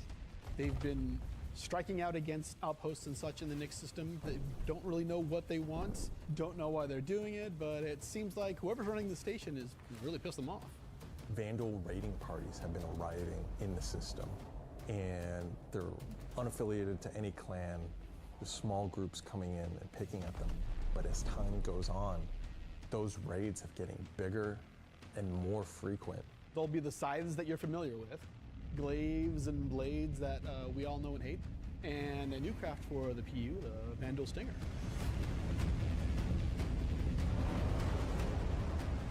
You will be contacted by some civilians on arrival asking you for help. So at this point, you have a choice. You can either bug out, mission over, or join the fight. This will be the first time since the PU launch that you'll be able to fight against Vandal aggressor ships. This fight will be intense. The player should be able to deal with them, but they will have to be prepared and they'll have to come back in to fight off this initial wave, and that won't be the end of it. After you fight off the Vandal ships, the mysterious inhabitants of the station invite you to come on board. Which Intersect sort of will encourage you to do because it'll help further their investigation against what's happening here, why these QV stations have come back online. You dock your ship, you board the station, and it turns out the inhabitants here have a real surprise for you. The player will be immediately ambushed. These guys are not your friends. Of course, it's not going to be easy because the people that are inhabiting the station are going to fight you every step of the way. The fight will be challenging, but this definitely will be the warm-up phase of this mission. This will be the players getting a sense of what exactly is going on there, who these new people are. They'll be in unfamiliar armor, they'll be wielding unfamiliar weapons, and we want you to get a sense that you are in a new place, in a new territory, fighting a new faction. So after you survive this initial ambush, you get back in touch with Intersec, and obviously the question is, who are these people? Why are they attacking you? Why are the Vandal attacking them? At this point, there's more going on here than anyone thought. The directive from Intersect is to explore the station and collect as much information as you possibly can. Along the way, you're going to get to explore some new areas. It's not just the space station. There's the disabled capital ship. There's asteroid bases nearby with obvious installations there, other forces that the Vandal have been attacking. There's a debris field. Explore the locations in any order you want and try to find out who these people are and why the Vandal are after them. You'll find new clues. You'll find ways to solve the puzzle of what's going on at the space station and find out what kind of loot they have for you now that you beat them. And of course, this is a legally open station, so anything you find is yours to keep and sell, maybe even give to Wicklow. This isn't just a one-time event, this is a permanent sort of mission that we're going to be adding to the game. You can go back and repeat this mission and find ways to do it even better, even faster. There'll be a different story and different flavor. Obviously, we can't have the same thing happen every time. There'll be other missions that Intersec will offer to you based on the evidence that you found. Now you know the real story, and you can start digging and giving more information to Intersec along the way.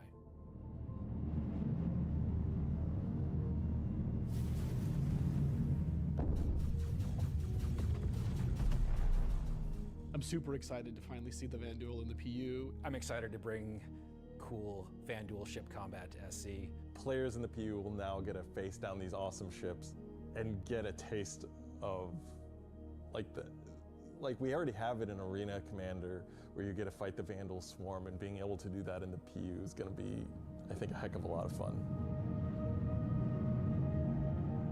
So this marks a great milestone for us for not only pushing hard and adding great content this year, we're also being able to introduce the next star system and introducing the next landscape to tell new stories and add new gameplay beats into the ever-expanding universe. So we'll leave 4.4 there. If you're at one of the watch parties, please raise a toast to the great work that all the teams have been doing this year. And I'll be right back in just a few minutes to look ahead at some of the things coming in 2026. Hello, everyone, and welcome to the Voyager Bar in beautiful scenic Orizon, where the staff of Cloud Imperium Games Manchester is gathered for their very own CitizenCon Direct watch party. As the dozens of such events happening at locations around the world, we've gathered today to watch this sneak peek at just a little of what the next year of Star Citizen has in store for everyone. Oh, that was really good, everybody. I'm Jared Huckabee, your host for the festivities and for the show today, and let me tell you, it's not a joke, it's not a gag. Next week, we're hitting our 9th patch in 10 months, and then in November, we're going to finish out the year strong with the long-awaited arrival of the Nix system. And in case you missed it because you were chatting with friends, hi. It's not the lawless wasteland of Pyro many folks have been speculating, but an independent system with its own set of rules and laws and multiple ways to get there. It's an exciting time for everyone at Cloud Imperium Games because, as the architects of our persistent universe said at the start of the show, the foundational tech that we've been building for so many years has now unlocked us to bring more to Star Citizen than ever before as we continue our journey towards 1.0. Now, before we continue with the show, let's get a few housekeeping tasks out of the way. First, we're simulcast on YouTube and Twitch. So if you want the keen communities of Twitch or the 4K ultra high resolution of YouTube, you have your choice. Second, throughout the broadcast today, we want to see and hear what you have to say along the way, and you can tell us on social media by using #CitizenCon. We're especially interested to see any photos from those watch parties that are happening across the globe, and we're going to find some way to bring a few of them into the broadcast later in the program. Third, we've also had a CitizenCon contest going for people to create their very own slice of life in the PU videos, and we played the winning entries during our pre-show countdown. The offerings were super varied. The idea was to work with a team to show the life of a miner or a hauler or a bounty hunter or whatever. But one guy just said, I'm gonna make a video about how awesome I am. And I respect that. So shout out Nocturnal Revenant. I don't remember if you were one of the winners getting an L21 Wolf from Kruger for their efforts, but you won the coveted Disco Lando Complete Narcissist Award. Good job. And to all the winners, I'm sure someone will either be in touch with you about your wolves or they'll just show up on your accounts. I really don't know how that process works. Probably would have been good to find out before the show, huh? He's so afraid. Either way, if you missed the pre-show and are curious if you won, you can check the replay after we're done here today. All right. I just realized that my bosses, Chris and Sandy, are sitting in a movie theater watch party in Switzerland right now. A completely captive audience. So real behind the scenes here. This is especially torturous for Chris right now because he's super excited about the next segment we've got coming up. Aren't you, Chris? And you're just sat there right now, forced to watch and listen to anything I say. Do either of you regret that decision so long ago? All right, so I've probably pushed my luck enough. Let's get to the next thing. When Nyx arrives next month, it'll have Levski, the Glacium Belt, and the new Welcome to Nyx operation we just discussed. But throughout 2026, we'll also continue to build the star system out with new features and new technologies that will not only set Nyx apart and give it a unique identity from its sibling star systems, but continue to set Star Citizen apart from other video games altogether. Now at this point, if you're running one of the watch parties, you're gonna wanna crank your speakers up for some brand new music from the maestro Pedro himself, and let's take a look at some of what the next year has to offer for the Nyx system.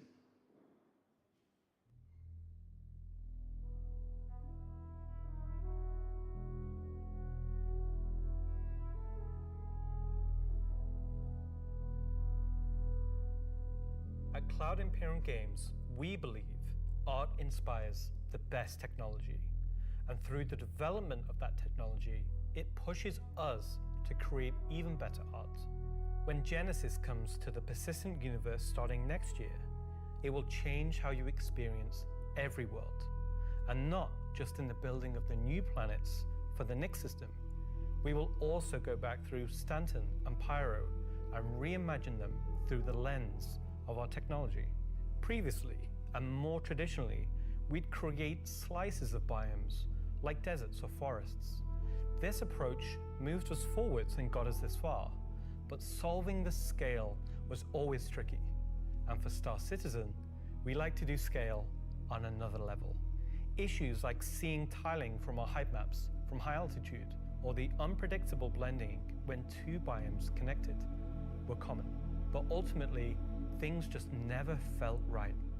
Our worlds were gorgeous, but to us, they still sometimes felt like interpretations. Now this was a super hard problem, which we needed to solve at the scale for Star Citizen requires. We challenged ourselves to emulate nature in the most believable way, and not just on a planetary scale, but to our level of detail.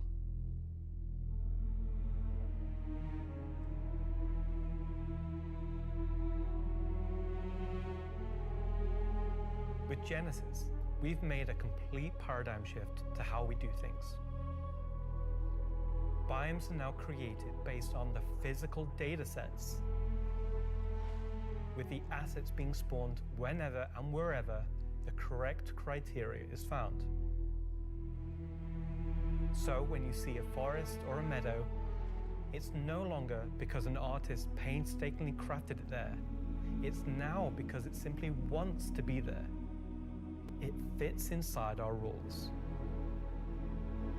Genesis also ties into our other gameplay systems. Our new planets are built from the information we create for our different datasets, like height maps, humidity, temperature, soil type, soil amounts, geology erosion data, to name but a few. This means you can now tell where to find valuable minerals as the geology looks like it would be suitable for it. Where scree piles exist below sheer cliff faces, and where rocks have broken off over time due to erosion. Of course, these new tools still give us the ability to direct the look and feel we want.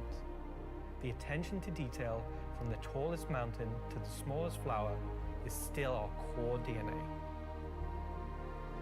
With Genesis, we can now keep that detail-orientated mindset as we focus on the quality, and it provides the quantity. Genesis provides our planets with the ultimate sense of exploration and adventure, discovery in the purest emotional form. We want you to find that perfect place, with the planets providing an abundant resource to harvest. This is a major part of what exploration is for us. We want that feeling of finding a corner of the universe that you'll fall in love with, and where you want to settle down and build your home. Now I'm going to hand you over to Will to go deeper into what we have built that allows Genesis to realize our vision. As a reminder, some of the visuals you'll see will evolve and change as we continue our technological development and hone in on the final look for Nyx.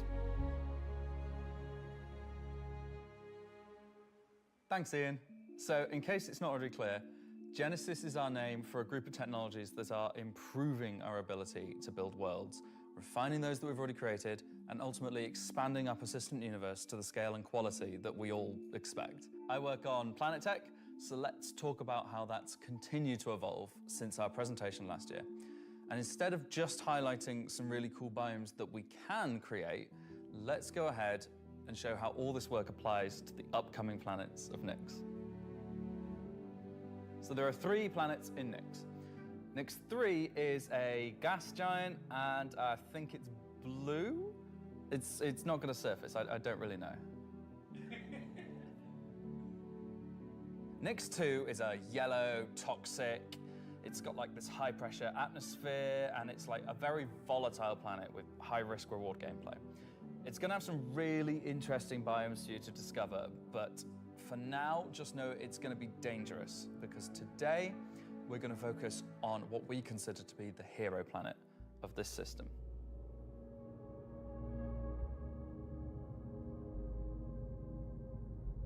Nyx 1 has got a rugged, remote beauty. It's got a diverse set of biomes, from weathered rocky mountain ranges to vast sweeping forests and grasslands, and from damp, expansive wetlands to claustrophobic, festering swamps.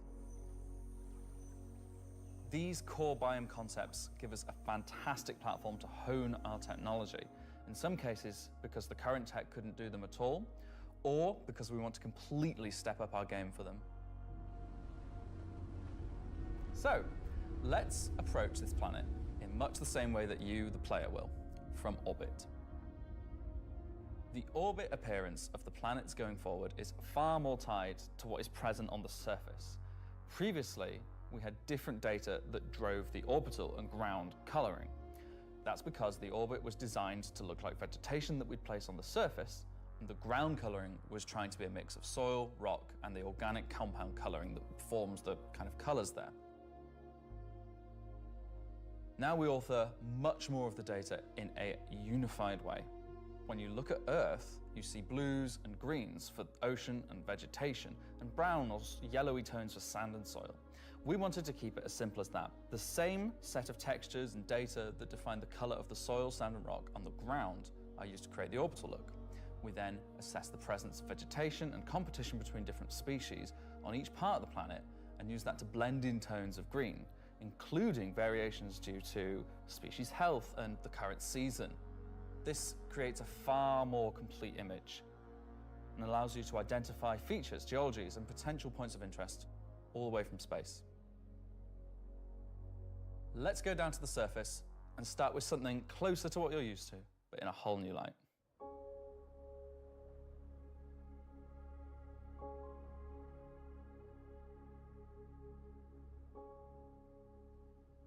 When we approached the surface of the planet, we wanted to start by focusing on just the soil and rock. One of the things that was missing from our terrain previously was simply feature complexity.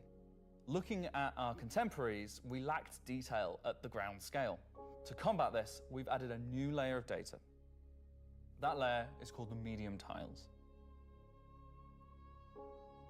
These are intelligently placed on top of the existing 4-kilometer terrain tiles based on slope, soil type, and other erosion data.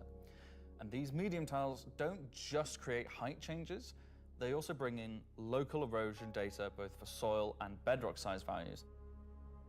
And this gives us a whole new level of terrain detail, of scale, and allows us to create far more unique locations across the planet. So now that we've nailed the surface, let's have a look at adding some rocks. We've now got two major contributors to the rock content of our planets. Firstly, long desired feature, cliffs. We are adding large scale, very detailed to all our cliffs based on the geology at a given location.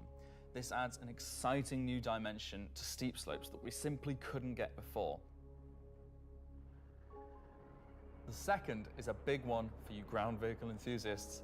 Rocks are now found not scattered everywhere, like spilt popcorn at the cinema, but only in places you'd expect to find them, thanks to a brand new rock scattering algorithm that isn't annoying as hell. Using physical data generated for each large and medium tile, now rock distribution makes sense and has a physical basis. So if you're still crashing into them after this comes out, that's on you. The rock assets themselves have had a glow up too. We now create rock sets related to a particular geology that look like they originated from the same source. And this ties into how we'll be distributing minables in much more interesting ways too.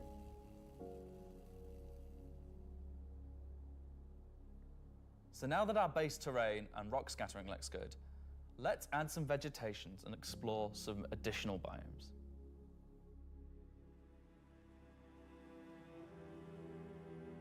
Nyx 1's forests and grasslands are full of trees, various grass species, rock formations, and they're found in all sorts of elevations like mountain valleys, open plains, and dense meadows.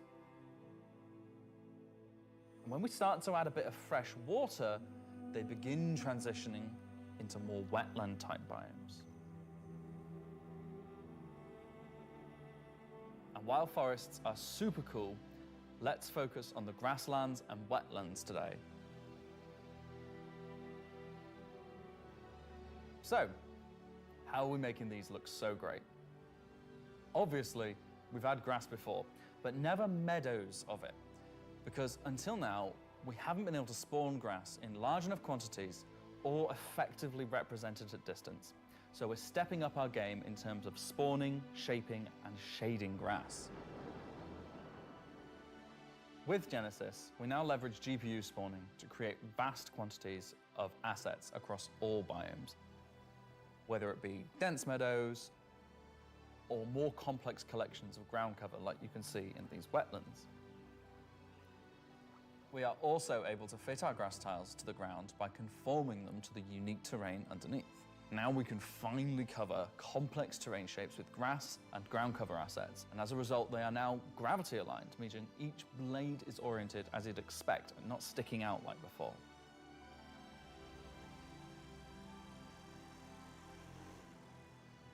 Next, let's take a look at how we light our grass. Now, as in real life, the shading of a grass blade, or indeed a whole field of grass, is lit very differently to like a flat surface. We now use a solution that shades meadows of grass far more like fur or hair. And this, if you think about it, makes sense. At a distance, a field of grass is far more like a carpet or cloth than a flat surface. This improves how our grass looks from a near perspective, as well as bringing us nicely into how we're solving the distant representation of grass. So let's talk about the distance problem. One of our biggest achievements with Genesis is allowing us to build beautiful biomes out of flora and geology assets like a building set. Can I say Lego? No. Too late. But in the past, this broke down very quickly when objects simply disappeared when viewing the same biome from 10, 20, 100 kilometers away. Because we don't hide planetary transitions and allow you to view complex regions from very large distances, there are almost infinite perspectives from which you can see a location in Star Citizen. So, how can we afford to evaluate complex spawning logic at runtime for the entire swathes of the planet? Enter the virtual terrain. Virtual terrain, or VT for short, is how we now cache and represent our terrain at varying scales. This has been the enabler for all of the lovely advances in terrain complexity and asset spawning we've shown so far. And it's also how we now evaluate and represent vegetation from a distance. When creating the VT for each part of the terrain, we assess if vegetation has covered the ground, and if so, what shading should be applied. For all of our biomes, we're now able to use the same shading model for the distant representation as the close-up asset, whether that's our lovely rolling hills, some more dramatic rockscapes, those muggy wetlands, or even our festering swamps. So yeah, we didn't forget about the swamps, and they're coming to Nix 1 as well. Built using the lessons learned and all the technologies we've developed, these swamps now spring into existence from the planetary data. This biome combines all of the elements from the other biomes we've shown you today, from water interaction, denser spawning, unique ground coverage, and I think it creates something really unique.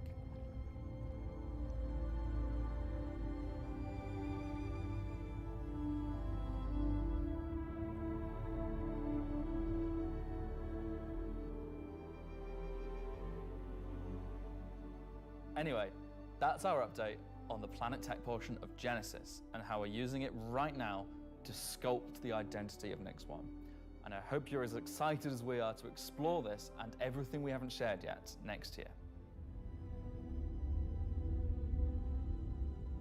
As you can see, Genesis is now inspiring everyone here to create planets of the quality and believability we've always strived for. A meeting of technology and art that I truly believe will set our worlds apart from anything we've done before. And with that said, let's move on to a little travel between systems, literally.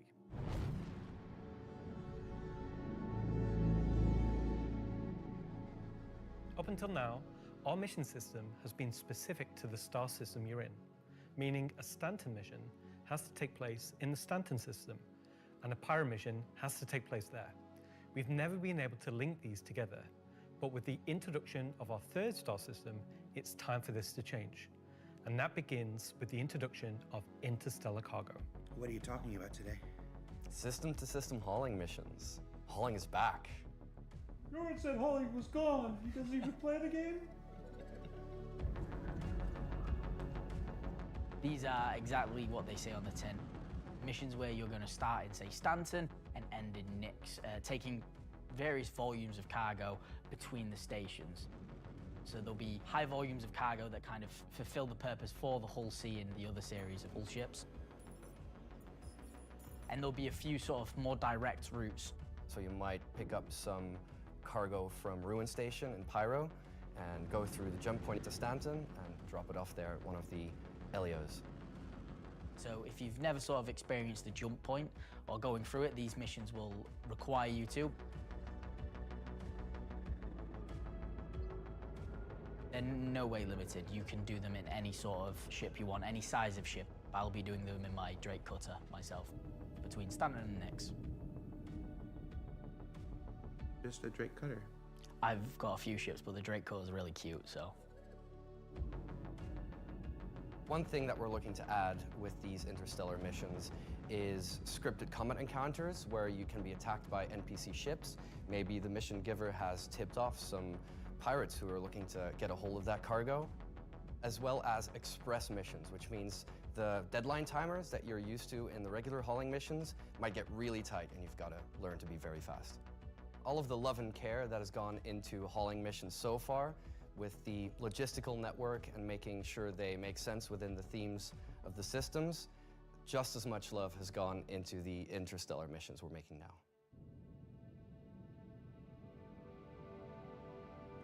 At the start of the show, we said we was going to build out the Nix system right in front of you after 4.4 launches next month, and why we want to keep as much of what we're doing behind closed doors so you can discover it for yourself, in-game and on your own. We still are excited to share with you a brief look at one of our up-and-coming locations we're calling Rockcracker.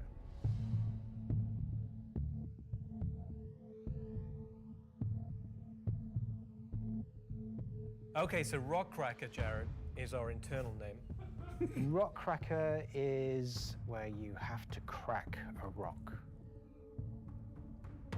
It's a big rock. You want more? So way out into the Keegar Belt, you'll find these old QV breaker stations.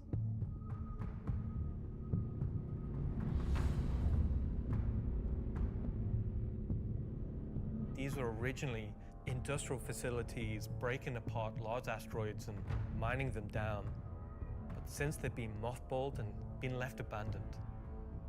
So you're going to have to find your way inside and thinking about how do we bring this facility back to life.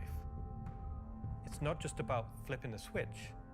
As you bring these stations back to life, you'll be lighting the beacon and calling attention to these long forgotten places. One of the main features is the laser head, which will require certain things to get working. It's up to you and your friends to find how to get in. There'll be a variety of options. Whether you're discovering the bowels of the station and mining your way through long-forgotten tunnels, or you're going through the main laser entrance. Now, as you're traversing through the facility, you'll find the old engine room. Now, there may be ways to bring the facility back to life, kickstart the engines, and bring power to different parts of the facility. Maybe eventually bringing the laser back online and cracking some rocks. The secondary gameplay loop is FPS combat. You're not there by yourself. There may be squatters and outlaws in these stations trying to stop you from what you want to do.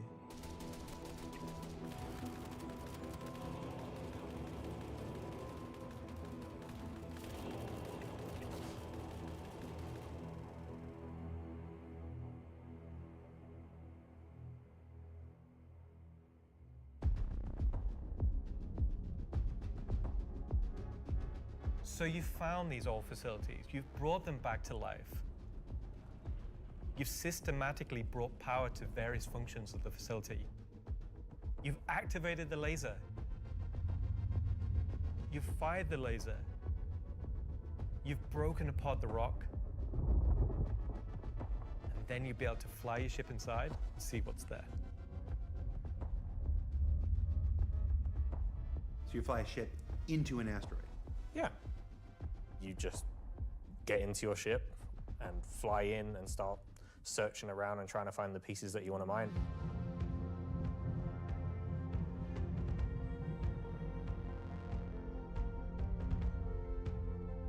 I'm really excited about Rockcracker because it's a sandbox activity. You can kind of go to these whenever you want to. This content is for players who enjoy mining, who enjoy exploration, investigation, and don't mind a little bit of FPS content while they're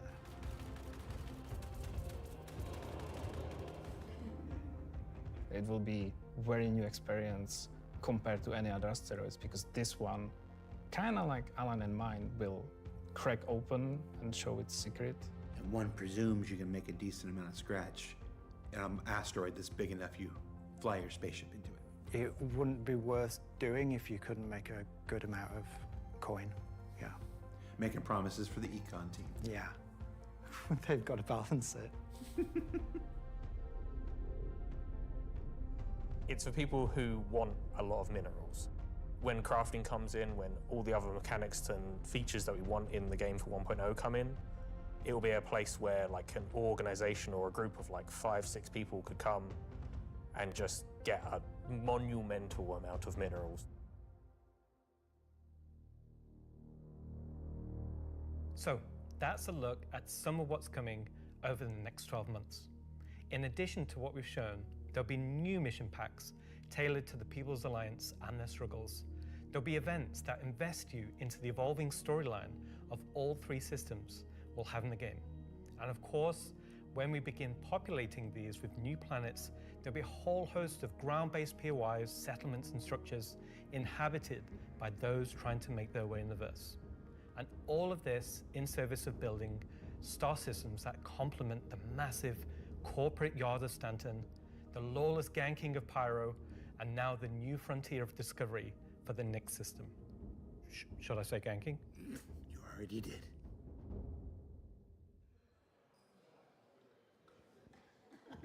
Good job, everyone. So yeah, a whole lot to take in there. Interstellar hauling is the beginning of a massive expansion to the mission system that'll let us connect these 3-star systems like never before. What else we got? Rockcracker. Rockcracker is just one of the next operations that'll be coming to the Nyx system in the first half of next year, where you're gonna fly into an asteroid and do that thing that miners love more than anything else. Complain about PvPers getting in their way.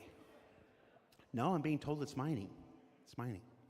And of course, one of the most anticipated features coming to Star Citizen, Genesis, and what that means for the planets of Star Citizen, including the ones already in there. So let's talk to Will Hain and find out more. And I'm just remembering that Will Hain is in France at the watch party. Okay, France. Ask Slarty Bartfast over there how they're going to use Genesis to update the planets and moons of Stanton and get back to me, all right? And see if we can get some fjords. What else we got?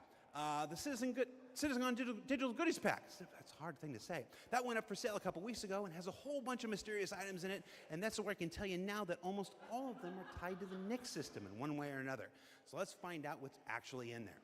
There's a gunship flight suit and helmet, 2 armor sets from that mysterious faction causing a ruckus with the Vandal, an Intersect BDU sweater and outfit, a couple of crazy weapons that I'm certain we're going to learn about in just a few minutes, some slick Levski swag, and finally, to celebrate the long-awaited addition of the Vandal to Star Citizen, a cool Vandal knife and adorable plushie, which I swear to love and squeeze and cherish forever. So yeah, it's a pretty solid haul for this year's Digital Goodies Pack, which you can still pick up right now on the RSI store. So now, let's go ahead and transition into our next segment. Much of what you see in the show today has been the culmination of a lot of people's work in... What's up? All right, I had a dream about like this once. Yeah. Okay, so against everyone's better judgment, the thing has finally happened. Can I help you? How you think the show's going? Good. We're getting the Nyx star system and the Vandal are coming. Kind of been a lot of Nyx, right? Well, yeah, but it's a major milestone and it deserves a major showcase celebrating everybody's hard work. And you got more, right? Well, yeah, there's spaceships coming out. Cool. Wow, it's like they only scanned the original community portion of me. If pictures steal your soul, imagine what face scanning in PCAP does. Well, this has been super cringe. So I'm gonna head out. Mm-hmm. Bye. Oh, regular CitizenCon is still better. You should have done that. Of course. Thank you. Part of me that isn't a soulless marketing puppet. All right. No. Let's just go to some spaceships, shall we? Hi, my name's John Crew. I'm the Vehicle Director here at CIG, and welcome to Talking Ship, where we're going to talk about 3 new ships coming to the persistent universe.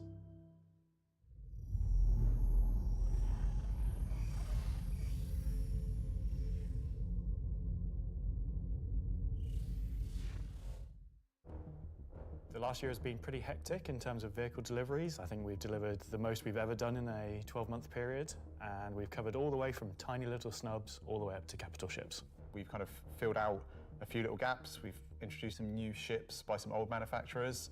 We had the Polaris come out, and obviously people have enjoyed playing with that. We snuck the Idris in without none of you expecting it for a while, and it's been a busy year. It's nice to start revisit some of the older catalogue and some of the bigger ships again.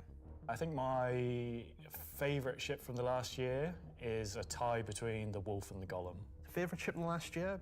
Probably the Wolf. I feel like it's the obvious one. I'm trying to think of something else, but I really like the Wolf. Everyone's mentioned the Wolf. The Wolf's everyone's favourite. The Wolf, obviously, a return of Kruger, a completely new aesthetic to the game. The Wolf was, it was kind of everything we set it out to be, and it revived an old manufacturer. We've not seen anything from a while, so yeah, I'm going to say the Wolf. The Golem, I think, is just an incredibly well-formed ship in such a small package. It really just shows off that Drake aesthetic, giving you the absolute bare minimum needed to perform a role. I honestly do really like the Zeus. I think it came out really well. It's kind of hard to pin down a favorite, to be honest, because we've released, a lot of really cool ships. Next year, we've got some super exciting ships coming up.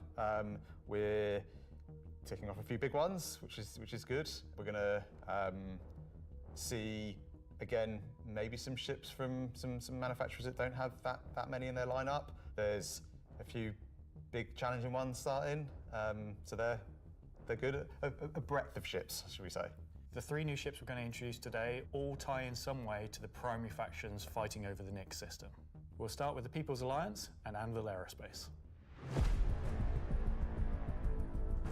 Anvil is a very military-based brand. It's been a brand that's in Star Citizen for a long time, fighting for lots of military contracts and lore, often up against Aegis, and to the point it actually beat Aegis in the past. You will be familiar with a lot of their ships' designs, such as the Hornet and Lightning. Earlier this year, we introduced the Anvil Asgard, based on the Valkyrie chassis, which is an extremely popular offering. And this year, we're bringing the concept ship we introduced last year, the Anvil Paladin, to life. The Paladin is a gunship from Anvil Aerospace designed to support ground operations. A gunship is a ship that's designed to stay in a sustained firefight while dealing a lot of damage, also taking damage. We don't have a lot of gunships in the game, the true dedicated gunships. They are quite a tricky archetype to control in game without being too powerful. It's designed with a lot of firepower and high armor and health, but very low maneuverability.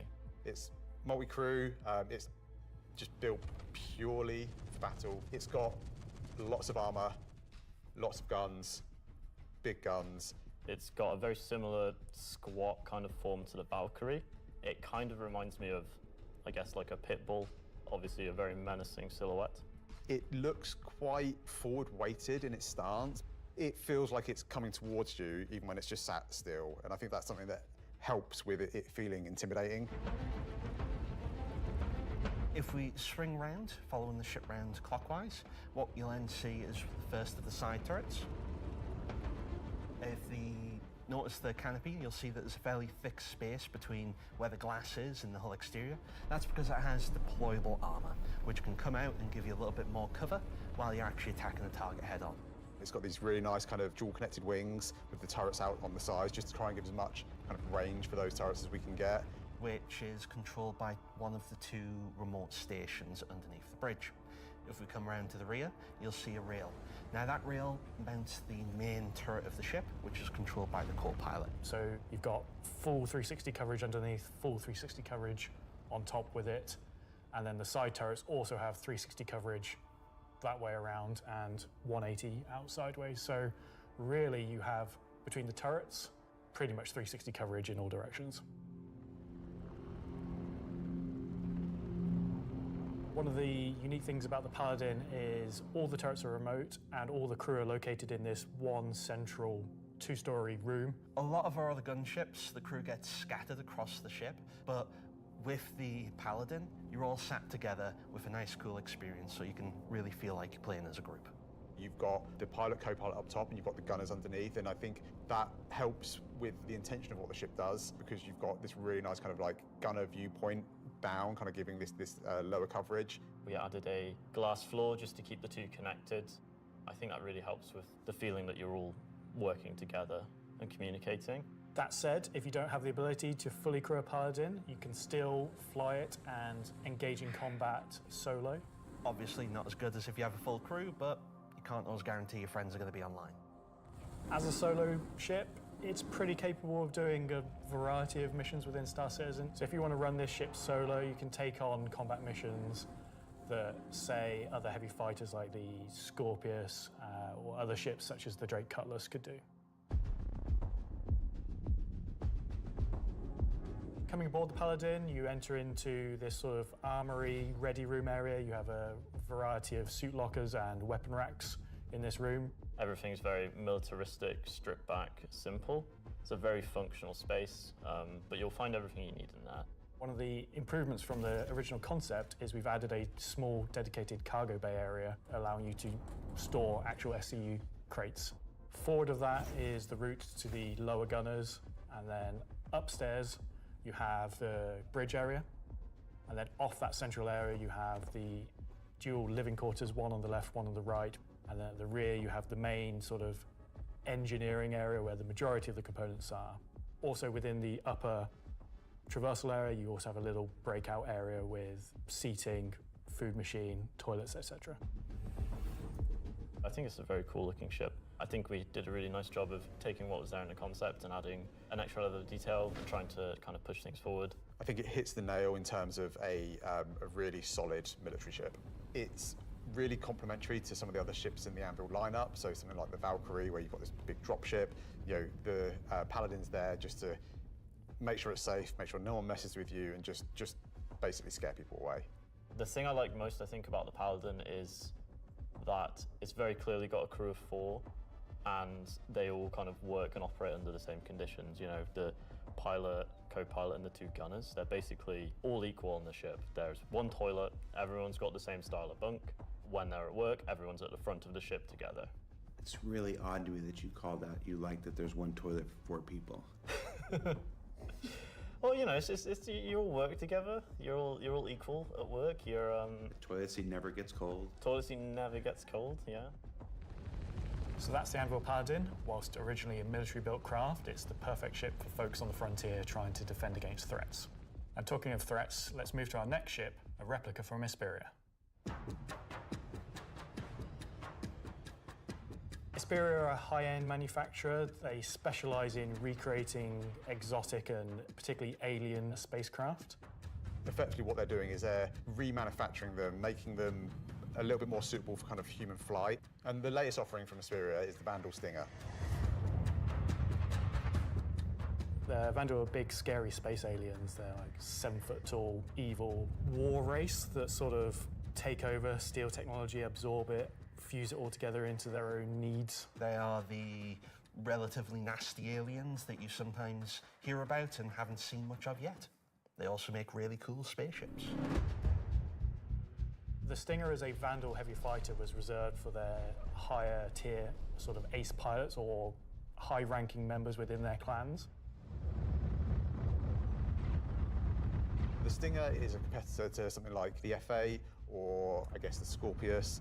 It packs a lot of firepower in quite a large frame, so it's a very, very tanky spacecraft. The firepower is almost unrivaled in terms of just both the number and the size of them. So it's there for players who don't want agility. They don't want to be in and out quickly. They want to be there brawling with big guns and taking all the hits. One thing Hesperia have done differently with the Stinger is they have done away with the majority of the bespoke weapons. They heard everyone's complaints about the glaive and blade and have stripped off the original Vandal weapons to allow customization for standard human weapons. With the exception of the single-size 5-gun. Because it was too well integrated into the hull, even for Hesperia to remove. All the additional weapons are generic mounts, so they can be swapped with any of the existing lineup that we have in the game. By doing this, it provides greater flexibility to the end user, and this is something Hesperia wanted for the civilian market. For that one bespoke weapon, the size 5 plasma cannon, functionally it is the same as the existing size 5 plasma cannons on the Scythe and Glaive, but it is a sort of Gen 2 model and wraps it in a different aesthetic compared to those models. You'll see they're very much older Vandal styling. This is much newer Vandal styling, but underneath it is the same weapon that people have used for years. Our job as the vehicle art team on the PU was to take the Stinger from the squadron team and prepare it for life in the PU. We took an opportunity to take, you know, this really well-established art style and, you know, add extra details where needed. So the exterior is a real blend of these kind of hard surface, kind of rare alloyed kind of wings, and then underneath this real kind of organic structure that kind of webs all of the ship together. You know, it connects the thrusters in, it connects all the kind of underside of the vehicle and pulls the whole ship together. You can tell it's very different from the Vandal ships that are currently in the PU. If you take, for example, the way the cockpits are constructed. Up at the front, we've got this big kind of bubble dome that gives the cockpit quite a unique shape compared to some of our other ships, and also gives the pilot a unique position within the ship and kind of gives great visibility out the front. Boarding the Stinger is a little unusual compared to other ships, obviously being alien in nature. You're going through a ramp at the rear, and it leads you kind of straight up into the belly of the ship. There's, you know, lots of organic detail, rib cages, kind of strange alien forms. On entry of the cockpit, the seat kind of comes down towards you and you kind of climb over the back of it a bit like a motorbike. You're basically riding into the cockpit. It feels very much like you're being carried inside the cockpit. Into the traditional prone flying pose that Vandal pilots use. I'm very happy with the Stinger. I think the team done a really good job of making something that feels different, it feels alien, but it suits our lineup of ships and it suits our universe. I think the guys did a really good job of respecting the direction and vision from the original Stinger and Vandal ships in Squadron. We've tried to take a lot of inspiration from movies and other science fiction material, but I think it sits well within the Star Citizen universe. So we have the Paladin for the People's Alliance. We have the Stinger for people that really like Vandal and want to try and pretend to be them. But what about the other mysterious faction we have running around? So Gray Chowdhury got his start as he was working at a cargo center out in Odin. He started being able to get his hands on some stuff that other people couldn't, items that necessarily you couldn't find on a store shelf, but you wanted anyway. I think Gray is interested in, happy customers. Gray just sees themselves as a conduit to get these things in the hands of people who would appreciate them. And I think that his latest offering is really going to turn some heads.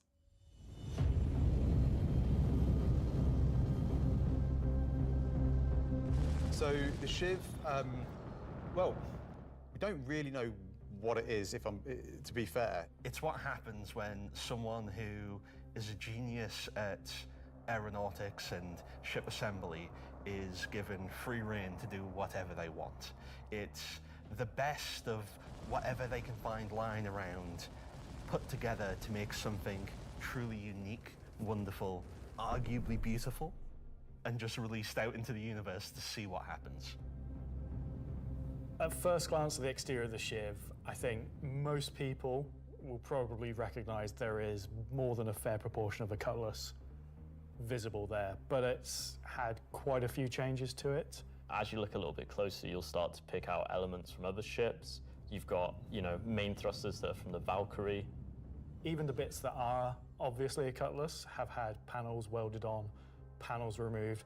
The top turret, which is now remote, is just this hodgepodge amalgamation with multiple other ships' turrets. And then the changes continue onto the inside where, again, it sort of feels Cutlass-like, but then you'll find there's bits of Crusader ships just integrated into the wall instead of what was there originally. It has lost its side entrance, some of its cargo capacity, but what it's gained is it's gained visually more powerful thrusters. It's gained a really kind of nice set of belly thrusters. It's upped its firepower. As ever, with the refined work from Gray's Market, you can see that great care was taken to the health and safety to ensure that there's no trip hazards anywhere. There's loose cables, panels are exposed. If you look carefully, you'll notice there are tools laying around in the cockpit. It's gained a toilet. Bucket. Yeah, it's one for doing stuff and then you need a second one to wash your hands. It's not an animal. It has very much taken that ethos of Drake and moved it down a level, which I think is quite an achievement. Just look at this thing. How do you even begin to describe the madness that created this? It's the Shiv.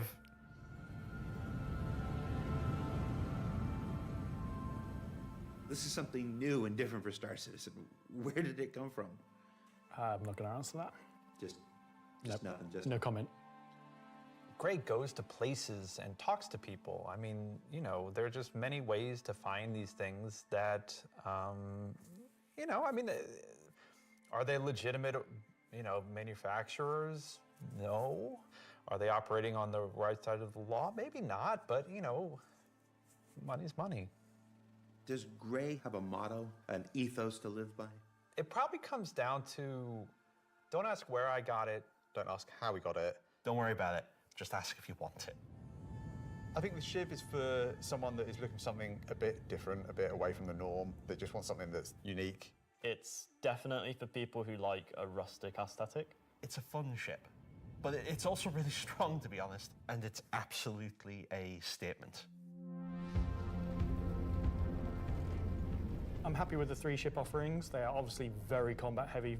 There's something we wouldn't normally release all at once, but honestly, all of them are a different statement and they're all cool. As always, super excited to release these ships into the game and just see how players react and play with them. It's always fun to see the quirks and the shenanigans that people get up to with them. So that's Talking Ship for another year. So. Yeah, you gotta do the thing with Lexi. Talking weapons. So I've just been informed that we have to do a bit of a timeshare agreement this year, so we have to throw it over to Alexi for Talking Weapons, which is an extremely original name.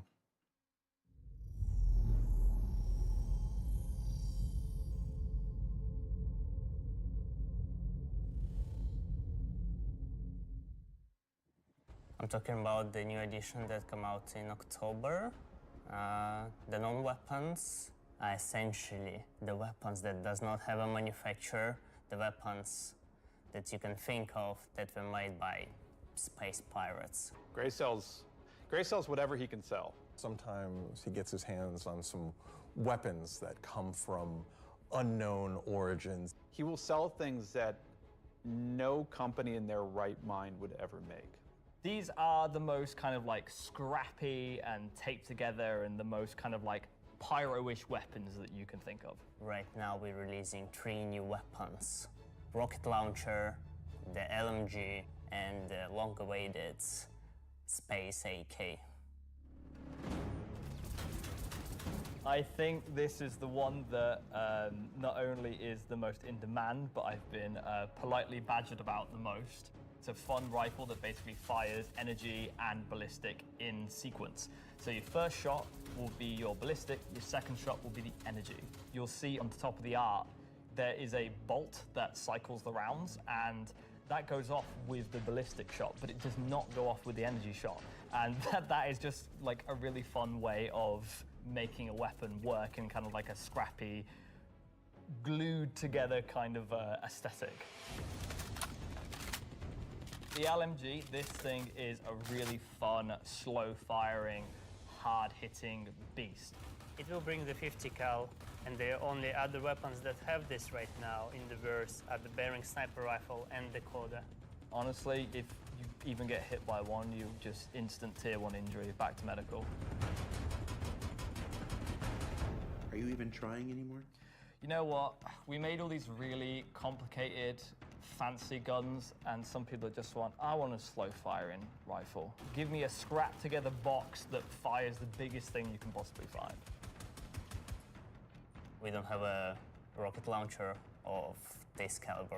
It will be 3 grenades straight together that you pull into the tube and fire towards your enemies. The cool part about it will have an arming distance, so you'll not be able to just point it towards an enemy. It's also going to have a lot of spread. So essentially, you're going to have to get very close with your launcher to be able to blow up ships with a single payload in it. You can't actually aim with the apparatus, because you've got the tube on your shoulder, and you try to aim it, you'd have to physically put the tube in your head. So we were like, oh, we can't have an aim apparatus for this. And then we realized, like, it's in the spirit of being a tube that you can't use the aiming apparatus, and you just kind of like, all right, I think that's the middle of the screen, I'm going to hit it. It's in the spirit of being a tube.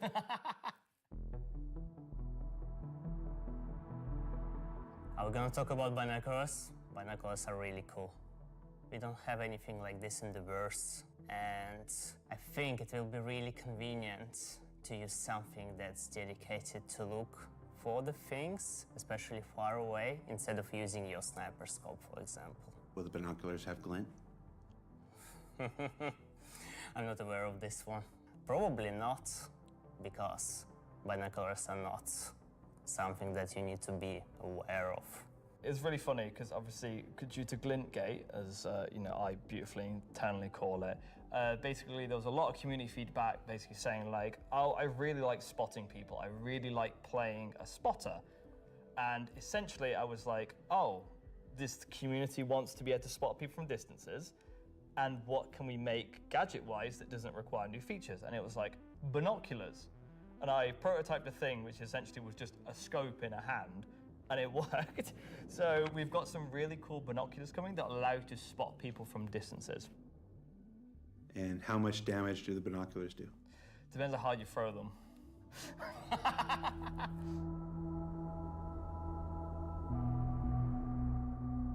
Thanks, Alexei and Zach. That's the end of this segment for this year. So that's talking ship and weapons, unless anyone else is going to come and tell me something else. It's been an exciting year, and I think the next year of ships is going to be even more exciting and expansive than this year.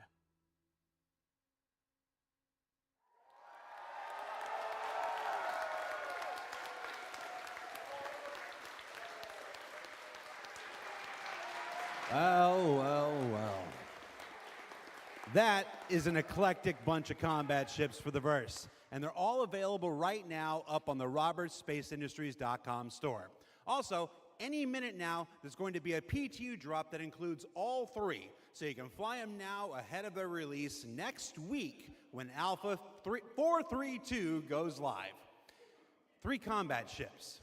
I wonder if they'll have any additional uses coming up later in the show.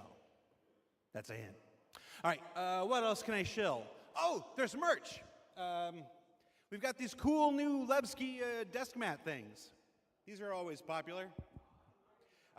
There's some Levski metal posters on the store, and of course, love them or hate them, but you can't avoid them. There's this cool new Wickelow's Emporium t-shirt. Yeah. There's also a page published earlier today with a bunch of links to offerings from our third-party partners, from eye trackers to gaming chairs to voice packs to spaceship models from new partners like Planet Ring and Pigeon Spaceport and more. You can find all of that on the RSI website as well. And what else can I show? Oh, for those of you who are at watch parties, where is it? Challenge coins. Who doesn't love challenge coins? There's these lovely Levski-themed challenge coins if you're attending one of the 9 official watch parties around the world. There's also a digital one of these in the goodies pack, so you check those out. Don't leave today without getting your Levski challenge coin. All right, what else can I shill? Now I'm kind of tired of shilling. All right, let's find out some more about where we are. Simon, can we move? Can we do? Oh, yeah, look at that. Okay, here we go. Pardon me. Excuse me. Hi, how you doing? Hey, that was my best angle. Hey, I gotta be careful. Last year I took 3 steps and tore a muscle. All right, so this is the 9th floor of CIG Manchester's Manchester office. That's you. This is the room where we have lunch every day, and if you get here early enough, croissants, if the weapons team hasn't stolen all of them. Over here, we got some cool mannequins representing different aspects of the game. You got the ever-present, Hurston security armor over here. That's really cool. You got your Dusters armor right here. You got this guy from a game that we're not talking about today. Marine armor, yeah, it's all pretty cool. And then when you come over here, got a nice little recreation area. There's some sim pits over there for people who need to test that kind of stuff. We got this cool Krigeri Bengal carrier. Come over here, shoot it. Go down the nose here. Watch this. Very cool. I'm gonna go over here. Can you see me? Hi, Mom. All right. So yeah, and what are you doing, Richard Towler? All right. I thought John went to Washington, D.C. Let's see, what else we got? We got cool Voyager bar here. This is where we get all kinds of breakfast goodies, coffee, stuff like that. Hey, who remembers the big coffee controversy of 2016, where everybody took to Reddit and pondered the question, do devs deserve coffee? I do. You want to see what next year's big controversy is? Check this out. I'm gonna come over here. Do devs deserve coffee? Welcome to the Stargarita machine.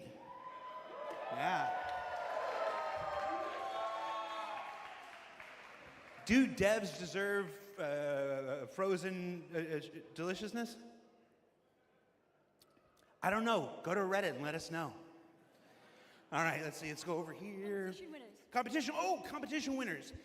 We have the list of competition winners. Can we put that on the screen? Yeah, sorry, competition winners. Remember the competition for the CitizenCon winners? The people made the videos, and we gave them a Kruger L21 Wolf. we actually have the names. They're behind me. Look.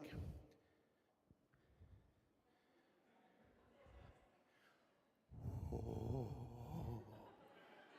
All right, that's cool. Also, everybody's got food. Do I have food here? Oh, somebody's supposed to save me pizza. All right, so we got, oh, you guys saved me a lot of pizza. Let's see, there's like 3 different kinds of pizza here. What if we just combine them into like a challenger situation here?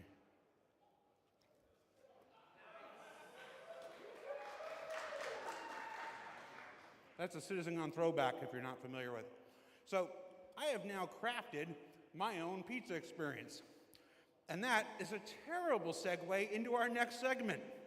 Gemma, Gemma, are you there? Yes, Jared. Can we fire up the FPS crafting segment while I try to chew this off camera?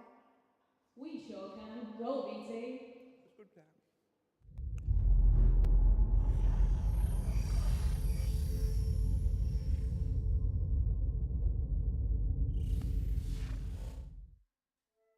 Star Citizen, at its heart, will always be an enormous sandbox experience where you can set out to tackle the universe in whatever ways you want.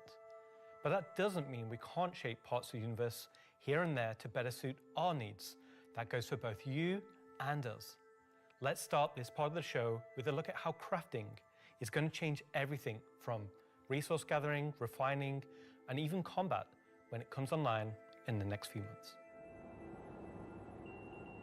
First version of crafting is going to be quite small in scale. We're going to use it as a kind of a concentrated effort to allow the players to experience the initial UI, the flow of gathering materials of different quality, and using those to craft items which are better than what they have currently in the game. The first version is going to be primarily FPS items that you can craft, weapons and armor. For Star Citizen, crafting is our primary progression mechanic. Star Citizen isn't your standard MMO. We don't have levels. We have ships, we have gear, we have things that you create in the world, you perfect, you research, you improve, and those items, those ships, those vehicles, the armor and weapons, that's how you progress in Star Citizen. Crafting isn't just a progression mechanic for creating new items, it's also a fundamental change to how we handle resources in the game. The materials that you collect, how you refine them, quality matters. Crafting the weapons, you'll be able to have some quality materials to influence the item stats on those weapons. It'll be somewhat random, potentially weighted on the location of the material. Some will have a higher chance of higher quality. And once you take those materials to your crafting bench, the fabricator, you can use them to craft, and the different attributes will be increased based on the quality of the materials you use. It's not just iron ore anymore, it's iron ore of the quality that you know will get you the stats for the item that you desire. And it's not just mining, it's essentially every resource we can get our hands on. To support this, we also need major changes to inventory so that all of these new resources that you're collecting, you can see what you have, you can order it better, you can understand what you have in your inventory. We won't have the new refining crafting system yet. We'll be using the existing ones. Those will pass the quality through into the refined materials, which you can then take to your crafting machine and start making your personal items. Once you have your blueprint and your quality materials that you've refined, then you can put them together on the item fabricator. This will be pretty much what we showed in last year's CitizenCon, with the UI letting you assign your quality resources to different aspects of the item. Once you're happy with what you see on the preview, you'll be able to click to craft, and it'll get queued up, and your result will be produced sometime later. You'll be able to get the new crafting machine from shops in most landing zones. You'll be able to bring it up on your freight elevator and use it in your personal hangar, or tractor beam it around and stick it on a ship if you want to use it from there. There'll be a small amount of blueprints you get credited to your account just to test and mess around, but the vast majority of them will be earned through missions, and then you can use that blueprint to craft the item that it is that you've got the blueprint for, so it should be a good reason to go and test all the different various missions in the game. The advantage of crafting your own items is that they'll be better than anything that you could buy from shops. You'll be able to increase and improve item stats that are relevant to your gameplay. Maybe a gun will shoot faster, maybe it'll do some more damage, or your armor will have greater resistances against environmental effects or incoming fire. You might be wondering, what about the upgrade and research? That will be coming in a subsequent release. We're happy with this initial scope for crafting. It's going to be so valuable for us as devs to kind of get the metrics in, get the feedback in, because then we can make the changes that, you know, they only become obvious, so to speak, when you have kind of mass amounts of data and mass amounts of users using it. So I'm very excited to get it out in the wild. It's our intention to get crafting out on tech preview by the end of the year and get the testing we need so we can release it when it's ready.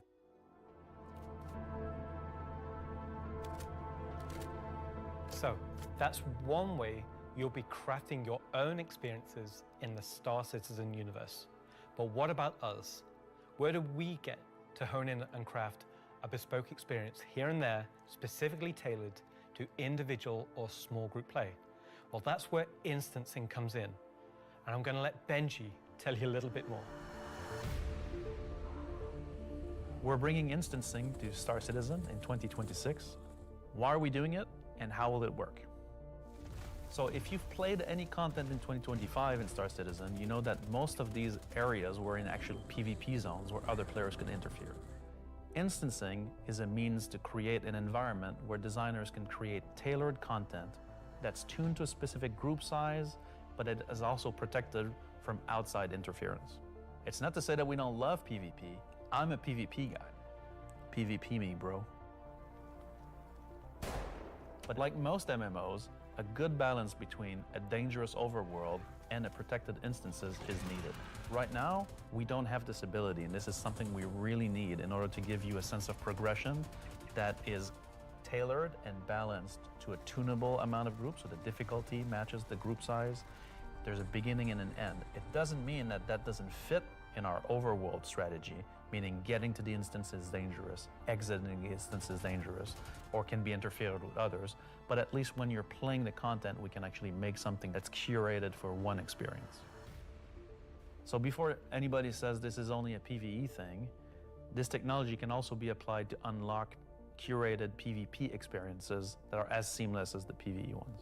So it's not about one thing or the other, it's really about unlocking developers' ability to create curated content. So that said, how will it work? Instancing is really an evolution over static to dynamic meshing. We want your instances to be as seamless as your instance hangers, meaning that when you take an elevator, you exit the elevator, you're inside the instance. A gateway opens, you cross that gateway, you're now into your instances. Could be also a quantum jump into an instance that you don't even see. The transition is just like a dynamic mesh transition. And so throughout the universe, we will be able to add these areas that are open or closed instances that allow you to join in either with a party and have a reserved instance for your party, or join in open instances that has a number of slots. And so some of those areas will be completely instanced on different servers. This allows us to leverage the compute power of the entire mesh. The closed ones will be really to drive one piece of content. You enter and exit seamlessly, just like we do with your instance hangers currently. Let's go and find out what one of our first instances will be. Siege of Arzen was an event we did previously, which created a gameplay scenario where the player had to run through and progress through contested islands of Arzen. This was a high-paced, high-intensity event, but it struggled a little bit from its technical execution. But now with the introduction of instancing, it gives us an opportunity to evolve it and modify it and make it better for you in a small group to work through that activity. It is an event that I had the honor of pretty much solely designing and building all of the logic and having the stress of trying to get it working. Agent Dooley from the CDF puts the call out for volunteers because basically the Nine Tails have taken over sort of a cluster of floating platforms in Orison. and you are there to kill these sort of lieutenants of this terrorist organization and take back control. So in our current thinking, Siege of Orison is designed for about a 15 to 20 people fire team. So you, your friends, or your org will go in, you'll all have sort of dedicated roles. Some of you might be the tank who brings in the heavy weapons and sort of pulls the fire. Some of you might sit at the back and be the sniper and pick people off who are a bit further to make the advance easier. Some of you will be the medic whose sole job is going to be revive and look after the rest of your team and the health of them. And some of you will be the people who push for the objectives to try and get sort of most of the mission done. The event was designed for about 15 to 30 people, but when we released it, we fixed the problem with 2 DGSs on one server that was fighting for resources. And with that, we also upped the player count to 100. So when it first debuted, it was already too full for what it was designed for. It was a massive operation at the time. I think that bringing it back and giving it a refresher will be a fantastic addition back into the PU. So imagine if Siege was a instance that you could go in and play solo, or if it was a public event that you could go with your friends, or you could join up with random players on the server. There's lots of ways that we want to take a look at Siege, how we can make it a more approachable piece of content. I'm excited, to say the least, to bring back Siege of Orison to Star Citizen and to sort of have it be one of the first tests that we have for instancing and really get it back to sort of a core experience point where it should be. So while the next season is quite heavily focused on Nyx, I'm also very happy that we're not really ignoring our other 2 systems of Standard and Pyro, and we're going back there and we're sort of improving and expanding on the player's life in those 2 systems as well.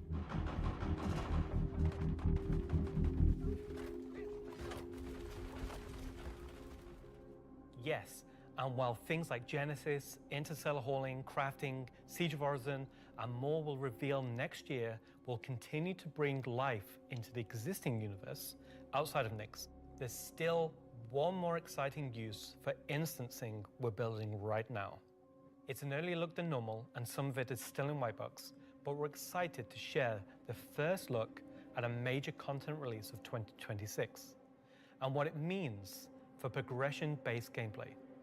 As an evolution of our Building Interior initiative, you won't discover it by accident, because when it's complete, it will be found deep within the heart of Levski itself. This is the Municipal Works.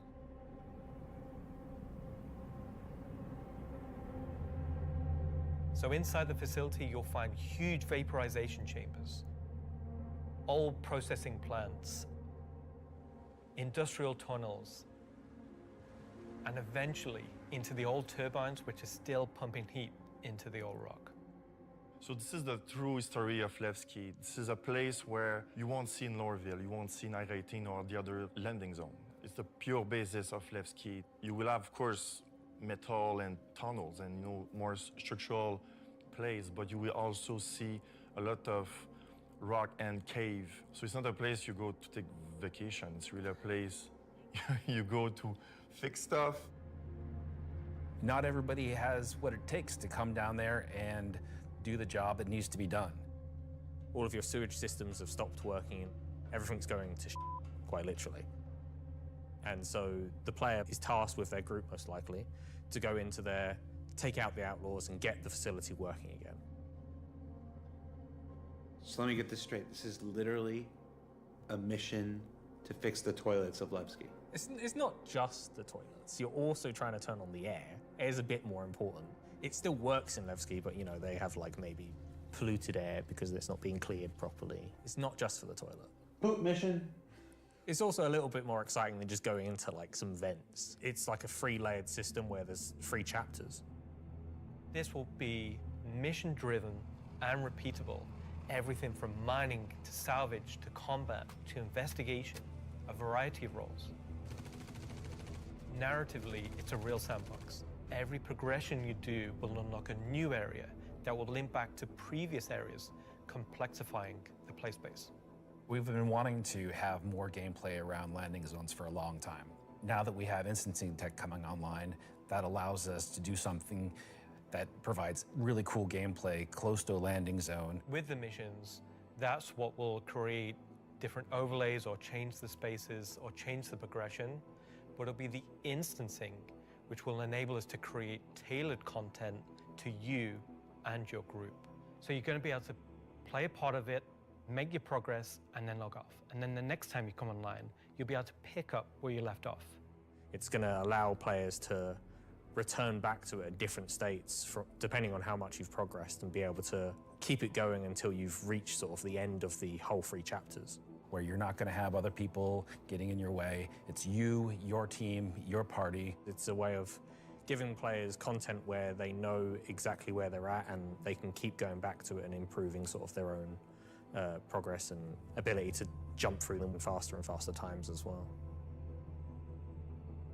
So that's a look at how we'll be allowing players and developers alike to create more crafted experiences within the greater sandbox of the persistent universe. Okay, is that it for me at this point, Jared? Almost. Throw it back to me, and I've got one more for you after this. Back to you, Jared.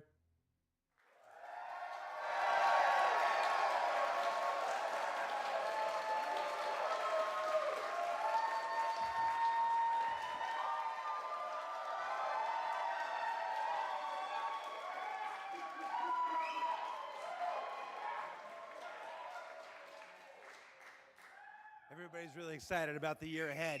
So that's a brief look at some of the ways in which we're allowing you and our developers to craft a more curated Star Citizen experience. Now, at this point in the show, we are in the home stretch. We've got only one more segment to go. But before we do that, we wanted to check out, we said earlier in the show that we would look at what you were saying during the show. We looked at how to put YouTube comments on the stream, and it was immediately apparent that we were going to lose our broadcast license, so we're not going to do that. We did find some social media stuff on Twitch, though, or not Twitter, X. What is it called now? Let's see what this says. Let's see. We've got Welcome Back Levski from, I'm not wearing my glasses. Oh, no.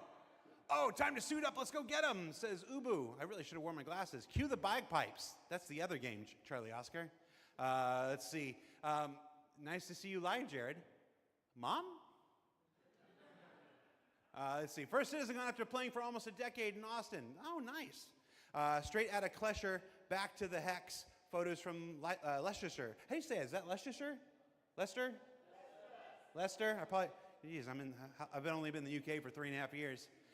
San Jose Bar Citizen Watch Party. Oh, somebody created a lovely Vandal mask there. Sean Tracy, can we get that in game?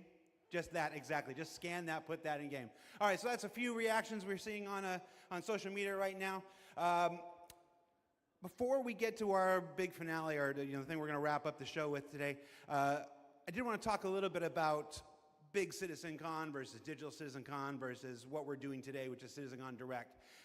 Every year, CitizenCon is a monumental task for any number of people, whether that's development, marketing, the support teams, the platform teams. Everybody comes together to make this thing happen and go off, hopefully without a hitch. And so far, we've been doing all right, other than some stuff in the room here. You know who you are. They had to know who. But doing CitizenCon is not always the easiest thing for our developers. You might not assume this, but most game developers are not social butterflies. They tend to like to sit quietly in the dark at their computers, like little goblins, and just make digital virtual worlds like this. And then I come in all happy and like, hey, you want to be on video? And they're like, no. And I'm like, it's in your contract. And they're like, oh yeah. So we thought, we usually do it behind the scenes afterwards, but we thought we'd do a little bit of it here. The folks in the editorial department put together a brief montage of some of the more candid moments from the filming of CitizenCon over the last couple weeks, so we're going to spend 2 minutes and take a look at that. Let's see what they put together. How many CitizenCons have you performed in now? Performed? Just the one. Nope, my first one. 1 last year. 2. A few. 8 or 9? Maybe 9 or 10? Never. Man, I don't know, man. Did you like doing it? Yes, I was completely terrified. It was good, a bit stressful. The first live one, I was a mess. Weird combination of going from insane highs to insane lows. Live ones. Because? It's over. The live ones are pretty special. Pre-samp's always fun, but the live events are special, aren't they? Remember we were at that weird crack house in Ancos? Right. I like the live ones. Oh, I mean, I love these digital ones. These are the best. Every time I've done it, it has been a digital one, and I'd like to do one on stage. Is it because you have a restraining order against you, or? Didn't know if I was going to be sick, if I was going to lose my stomach. How hard is it to keep your eyes open on stage? That's another problem with the lights. They're kind of, I'm realizing through this sentence that I'm closing my eyes as I speak. Do I do that a lot? I am a very shy individual, so this is me just trying to get out of my shell. Getting the crowd to react to the ideas that we've been working on for so long. We can react. Watch. Everybody. Yay! I can feel your passion from here. Cut the camera. Counting you down in like, you've got 30 seconds. I'm like, do I stand up? Do I sit down? Do I drink? Do I not? Do I talk? This will be the best one yet. That's right. Because it's nice and short. Is this all supposed to be usable content? Because I can be different. No. Of all your nicknames, why is Moist Master your favorite? I think you mean least favorite, and because it has the word moist in it. I mean, come on. We'll give you a new nickname by the end of this. Sounds good. Could do All with right, one. Let's get started.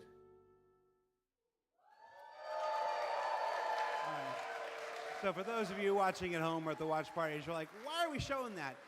I put that in there because I'm eternally grateful for all of the CIG staff and developers who take the time to appear on these things, whether it's ISC, SCL, CitizenCon, walk on stage, be pre-recorded. It's not the easiest thing for everybody. And on behalf of the community, if I can speak for them in this regard, I want to say thank you for participating in these things each and every year that we have them. Now, let's wrap things up here. So, let's see, how do I want to do this? At this point, we've only got one major story left to tell. But before we do that, we wanted to do one more check-in on something we started last year.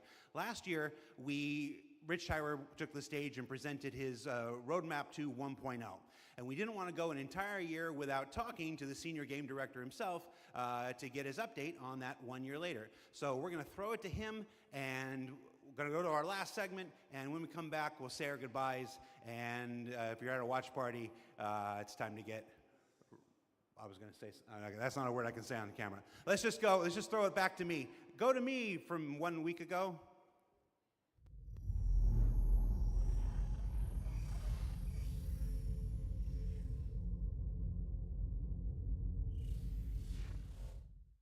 Last year, Senior Game Director Rich Tyler took to the stage and revealed our plan for 1.0.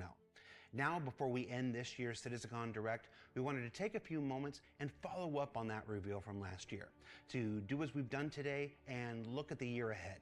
So, Rich, thanks for taking the time to join us. Well, you're welcome. All right, so we're going to jump right into it. Everybody knows the only constant in game development is change. So I'm going to ask you outright, what's changed about the road to 1.0? Well, fortunately, nothing. It still remains our North Star. The team is busy working towards that goal in the background, and every patch this year has moved us towards that goal. And if you haven't watched the Star Citizen 1.0 presentation from last year, I highly recommend you do so, because everything in it is still relevant as of today. You mentioned every patch this year has moved us towards that goal, so I want to dig deeper into that. We've done, at this point, 9 releases in this year, more than any year prior.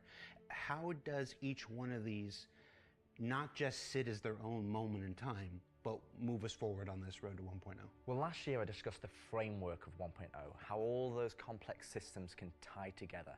And one of the core aspects of that was the main story, which became the spine of the universe, which brought all of the locations, mission givers, guilds, and all the different areas of the game to the players. Now, what I didn't talk about from last year was all of the content that was going to support that framework, add the flesh to the bones, should we say. And I think that's where this year has moved us towards that goal. If you think about previous events of previous years, they've generally been locations that we've put into the verse, but they've been transient. We've taken them away, like Siege of Orison or Zenithreat. We've added them to game, and then they've been moved away. And I think with the addition of the patches this year, when you look at the Hathor facilities, Onyx facility, these are permanent additions to the world that not only have their own story as when we release them with the patches, but they'll also become points of interest and areas that the larger 1.0 narrative will utilize. Since we're on story, I'm going to stay with this here. Since we launched the PU back in 2015, it's always been this sandbox where players can do what they want. They can bring their own story to the verse, and that'll never change. But how important is it that we also build this concurrent narrative of our own, this crafted experience, if you will, alongside that? Well, we're trying to create a living, breathing universe. And that includes both the player stories that you mentioned, that they can go and enjoy and create their own memories together. But it also means that we want to have a universe that gives back. We want areas and locations to feel like they're believable and real life locations. And if you look throughout this year and the patches that we've worked towards, we've had an overarching story that's moved from patch to patch, and we're going through some of those cycles right now. We've also been introducing mission content that has fully voiced dialogue and facial animation, which allows us to inject some of the meaning and the why to what you are doing as a player. And I think story is integral to Star Citizen as a connective tissue that ties all of these different complex systems together, because it takes players on that journey throughout the game. To see this big turn this year to start injecting story into the verse, I think people are really responding to it. So everybody knows, and you mentioned just now, that this year we changed a whole lot about how we operate and how we release things. How do you think that's gone? I think it's gone very well. I think if the mantra that I've always been pushing this year at the beginning of January was patch always goes. And I think this year has seen a different development strategy for how we've been moving the game forward. That's where this different strategy has allowed us to really take a wider approach. And we also have to remember that Star Citizen is played by tens of thousands of players every day. And while we have lofty future goals, we still have to make decisions right now that make the game fun for the people that are playing it all the time, playing it as their daily game. If you look at previous years, we've had to hold a patch back, we've had to make concessions, mainly due to around a feature may not have been ready or right to go into there. There were 3 months, 4 months, sometimes 5 months between patches. Exactly, and I don't think that's good for anybody. I don't think it's good for the players. I don't think it's good for the development team. I think it's better to have regular cadence of drops. One good example is this year for A Line of Mine. People probably don't know, but A Line of Mine, when you turned on the laser, it was actually supposed to reveal the sandworm Valakar. And I played it, and it didn't hit the quality that I wanted to go into the game. So we changed, and I took it out, and I made that decision alongside Chris and Erin, and we've held that back, and we're going to work on that towards a future patch. But I think definitely the more regular cadences has had the multiple benefits, and like I said, I want to dispel a myth right here, right now. Like, features are still being worked on quite heavily in the background, from radar and scanning in FPS, the new quantum, to inventory, engineering and crafting, and all of those features are going to be coming very, very soon for players to get their hands on. And, you know, I'm going to be honest, I'm not going to sit here and say that if I was to go back to the start of the year, I would hope that we would have released more features. But I also think every decision we've made this year has been through the lens of making the live experience as stable and as good as possible. Absolutely. All right, so that's a bit about the year before. And the year before has been, I've said this before, I've said it internally, I've said it out there, I'm going to say it right now again on camera. I think this has been the best year of Star Citizen ever, and I'm willing to look right into the camera and say that. The player numbers are up, engagement numbers are up, the length of the play sessions are up, bug numbers are down, 30K is gone. It's been a solid year. But CitizenCon isn't CitizenCon without talking about the future, so I want to move us to the future. We've talked about story, we've talked about this more diegetic, immersive universe and adding voice lines and stuff like this. But where do we go from here? Obviously that continues, but what more are we going to do to make this universe seem alive and real and breathing? I think the biggest thing is to start having that conversation be two-way. So if you think about this year, like you mentioned, we've been having fully voiced NPCs, But a lot of those missions and those NPCs, they're talking to you, they're talking at you. Right. You don't get to talk back to them. Now, obviously, you get to interact with them through your actions. You get to go and do their mission, and you get to move that along, and then they talk to you again. But it's a one-way conversation. We're missing that conversation wheel. Exactly. The next part would be physical mission givers. That's something that we're going to be working towards very soon, with Battaglia being the first one coming back in the verse. And just to be clear, we will be bringing all the mission givers eventually back, and we want them to be an integral part of the verse and the story that players go and enjoy. We want the locations to be brought to life, and as we mentioned last year, we want to have interactive scenes that you can go and be part of. And obviously the full end goal is towards, you know, to have cinematic stories in the game, and that is what we're going to be pushing towards. Everything we do, every decision we make is through the lens of moving us closer to 1.0. It might sometimes be difficult to see why those decisions have been made at the time they've been made, but rest assured that Star Citizen 1.0 is still our North Star. That's what we're still aiming towards, and that's what we're going to be moving forward with every patch next year as well. I'm remembering when mission givers were first introduced, they sometimes became a bottleneck.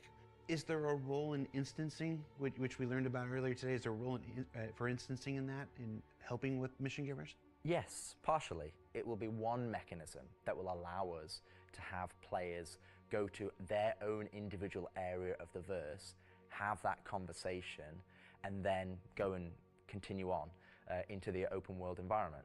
So I think that's where, when we look at instancing provides us one tool that allows us to remove that bottleneck and provide a more seamless experience.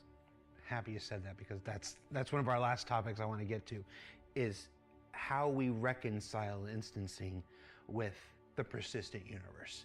Like, for the last 10 years now, we've been building this giant, seamless, persistent universe where everybody can come in and play together. And it would be easy to have a first instinct reaction to the idea of instancing and say that's antithetical to everything that Star Citizen is. But you mentioned last year these 3 pillars of building Star Citizen in the PU, and I want to, you said nothing changed, but I want to ask you about this specifically. What are those 3 pillars again, and how does instancing fit within the greater design of Star Citizen? So the 3 pillars I mentioned last year were open world. That's just like the missions you love today. You can go and play, there's other players there, and you can go and enjoy that together. Then we have instancing, which I'll talk about more, but similar to municipal works that we've talked about previously. And then the third pillar was dynamic content, which would be content that's generated by the activities of the players. And I think it's very easy to become myopic around one specific thing when we're talking about it a lot, when it's the next stage of our development. And I think you could reverse it. If we'd have made a game that was all instance, and then I'd come on camera and said, hey guys, we're going to start doing it open world, it would be like, oh, is the game changing? Are we doing open world now? Is open world the new you know, North Star that's going to take us this way? And it's not. It's just one more tool that's going to allow us to offer different and dynamic experiences for players to go and engage in. Now, when I talk about instancing isn't always what you'd imagine as a solo instance experience where it's only just you. We're going to have several different versions of instances. Some are going to be closed instances, which will be like the new player experience. We'll be able for you to go in by yourself, for us to teach you the ropes in a safe environment so that you can understand how to play the complex game that we've made.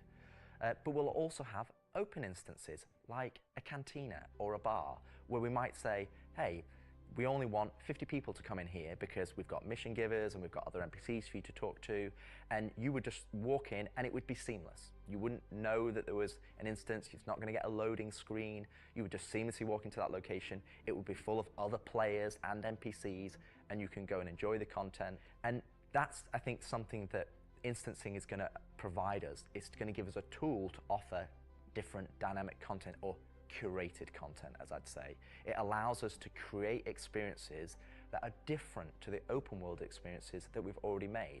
And it's not to say that we won't continue our open world development or only do instance content. It's going to be a mix. And like I said, this is one of the pillars that will move us towards 1.0. We will eventually work on dynamic content that will move us toward 1.0, and all three of those pillars will interweave to create the full Star Citizen experience. All right, so we've hit a lot of the bigger topics, the feature work, engineering, and FPS crafting coming to tech preview soon, stuff like this. We've talked about instancing and how that's going to work within the universe. But I want to ask you this one last big one. It's very easy to say Star Citizen is this kind of game and that kind of game. Those of us who spend our days making it know better. It's an everything game. It's everything we can make it game. It just is. But at the core of this is still spaceships.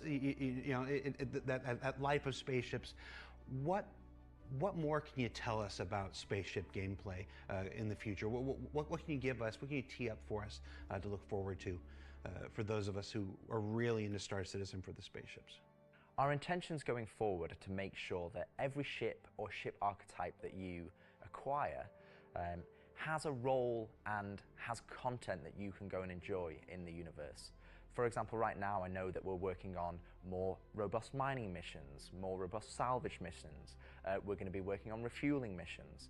And we want to make sure that each and every one of the ship has a purpose and has a reason to exist in the game. That's from the smallest Argo MPUV, as well as ground vehicles, all the way up to the large capital ships. We want to give them purpose, and I think it's something that we are absolutely aware of. We want to make sure that we're building that spectrum of content to allow players to go and engage in, and I think 2026 is going to be a very good year for Star Citizen, and I think there's going to be something that's very interesting and something that a lot of people have been waiting for, but rather than me spoil it, I'll let Ian and the team go into the details on that. He had a twinkle in his eye. Ian, take it away.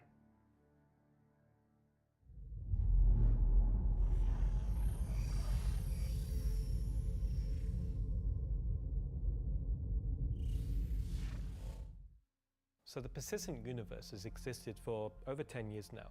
During that time, we've created lots of gameplay systems, we've added hundreds of locations, we've added lots of mission activities for different purposes: combat, cargo, mining, salvaging. But for combat ships, the only thing you've been able to do is fight other combat ships.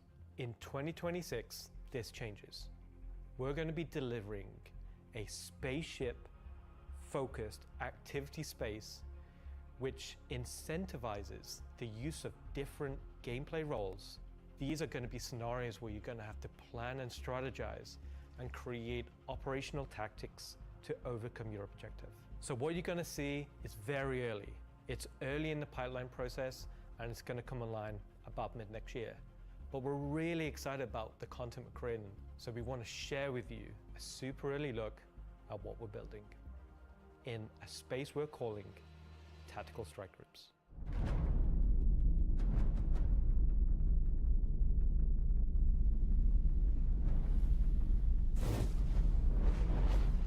The People's Alliance are still trying to get to the bottom of what this new faction is really doing in the Nyx system. They've sent a capital ship to check out a station and run into more than they can take care of themselves. Unfortunately, that team came under attack and members of their groups were taken hostage.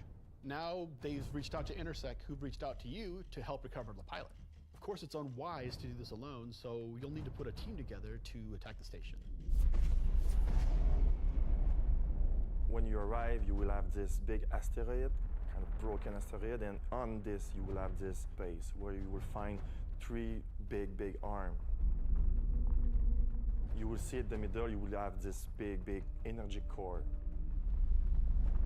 Everything here has a purpose. It's not just for the show, just something nice to see. You'll see a People's Alliance-owned Idris that's just on the outside, and it's going to be getting harassed by this unknown faction that you have met before. So your first objective here is to clear out the ships. There'll be waves of these ships, so this is where you want your light or your medium or your heavy fighters, whichever playstyle you prefer.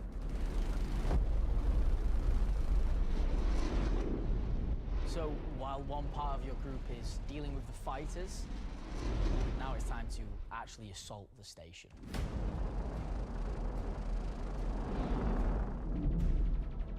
This station has been outfitted to resist all of the obvious way of attacks. Somehow they've incorporated Vanduul capital ship killing turrets. These turrets ignore small fighters, and they have the firepower to destroy even the biggest capital ships. Your Polaris and your Idris, if you get it close, it will get shredded. The idea of these is so we can sort of make it so we can mix up that ship combat, and not everyone can just bring the biggest ship and win just because they have the biggest ship.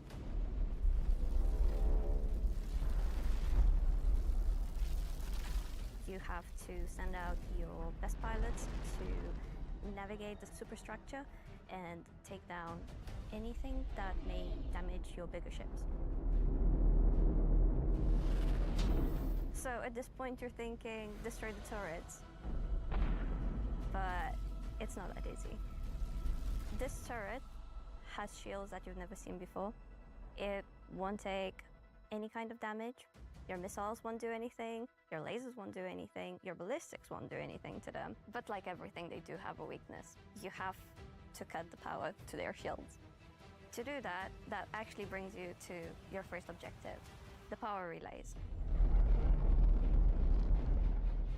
So the exterior has a number of power relays that are holding the doors closed so that you can't get in. You have to find them, you have to target them, and you have to destroy them. But it may not be as easy as it seems. Here's our first wrinkle. The power relays have their own shields that are resistant to energy-based attacks. We know how much you like using laser repeaters, but so do these guys. Capital ship can't get close enough because of the turrets. So ships with explosive or ballistic ordnance will be needed here.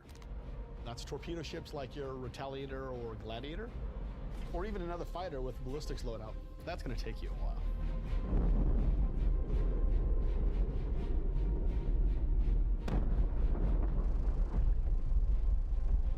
Once the power relays have been taken down, the station opens up. And this is where things get really cool. Now it's time for you to fly your ship inside the station.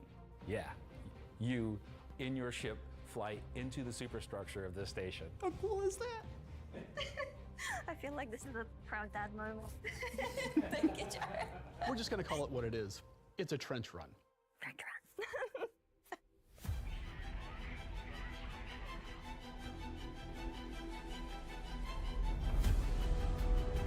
So as you enter the structure, you'll see cooling units along the sides that you'll need to take out.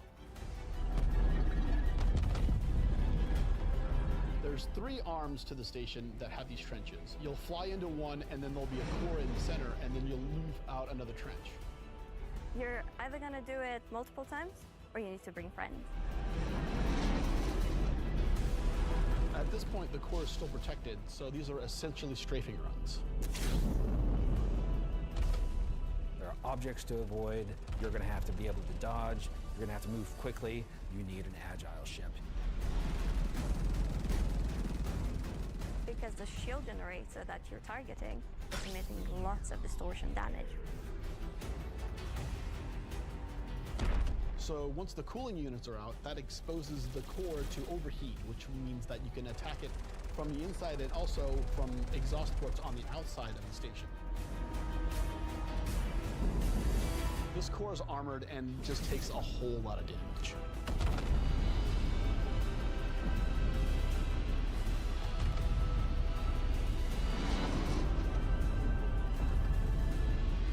Once the power core goes down, the turrets come down, and then the capital ships can get closer.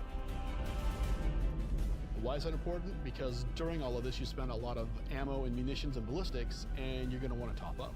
This is where we're going to get our new feature in, ship hangar refueling and rearming.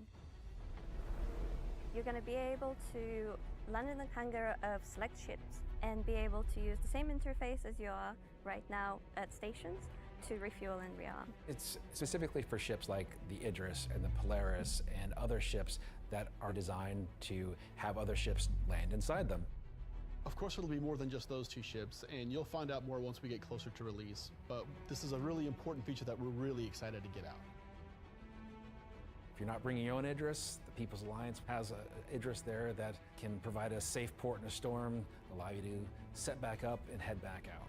And it's a good thing that you've rearmed and refueled too, because now another group of ships is coming to attack the People's Alliance Idris.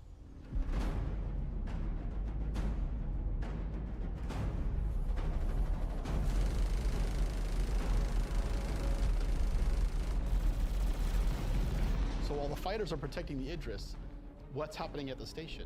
Well, that's where the dropships come in. Now you've got to take a fire team in. You've got to land, you've got to fight through an onslaught of FPS enemies that belong to this unknown faction, and you've got to open a hangar door which will allow you to release captives from the station.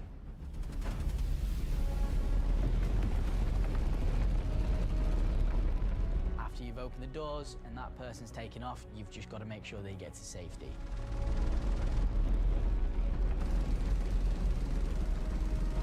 So at this point, all of this sounds pretty simple, but there's an additional complication. So up until this point, it's just been you versus the enemies in the station. But the enemies in the station have their own enemies. The Van Duel neighbors who really don't like these guys for some reason will come in and wreak havoc on everything. And they're not going to discriminate between you and the station. They're out for blood. When you alert the Van Duel by destroying the power core that the station's now vulnerable, you're on a time limit. Van Duel are coming, they're going to come hard, they're going to keep coming, you're going to have one hell of a fight.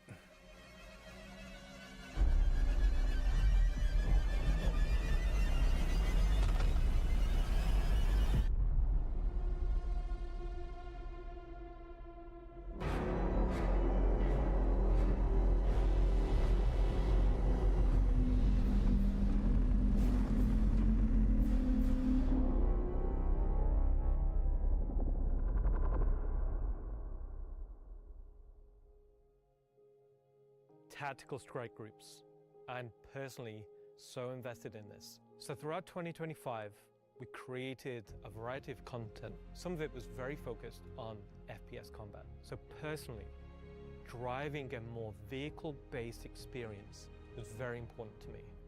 This is a defining statement that I want to do in 2026. We're a spaceship game. There are prized possessions. They're the objects we fall in love with. This is the content we want to create, which creates scenarios and roles for you to use those spaceships.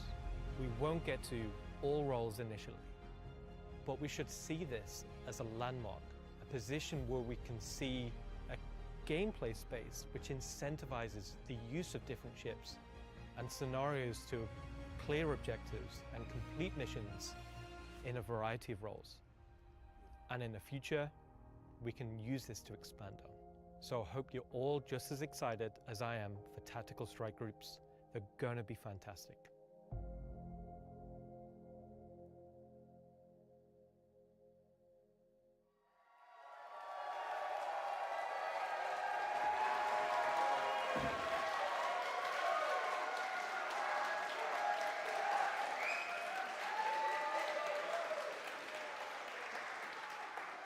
Okay.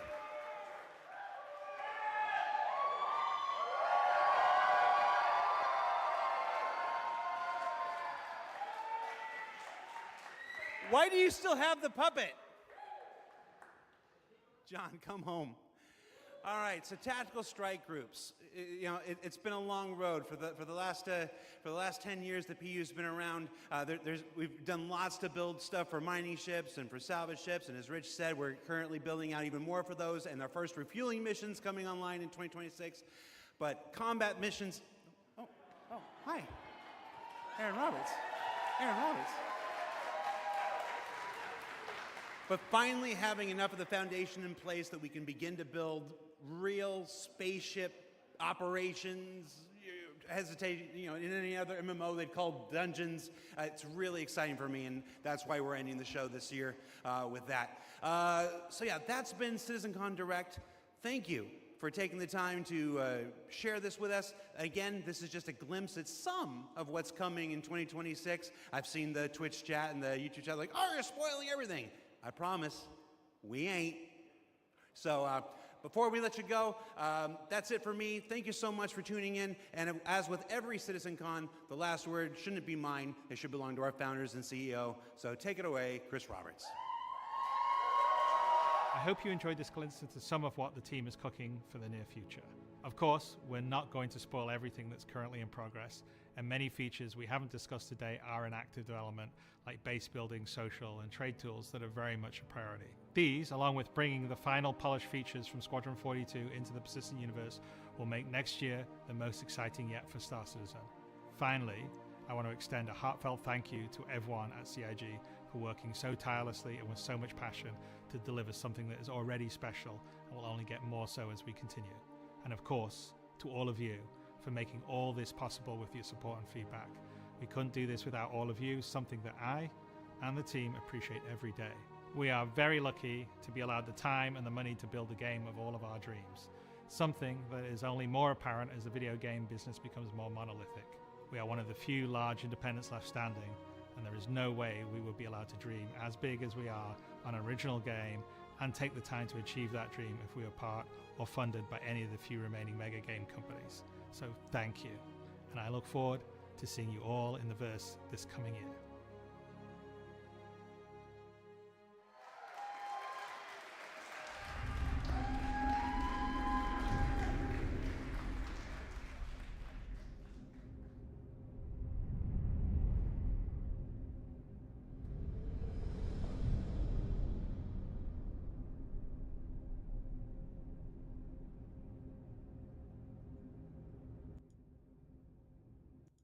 All right, guys, I think that pretty much concludes CitizenCon Direct. So we got to see a few things. I'll try to go over a few things here shortly, and then they took my juice, so I think we have 10 minutes left. 10 minutes until the last giveaway. So appreciate you guys hopping on for sure. So we did find out about the Stinger. See if I can pull these pages up real quick. Sorry about that, guys.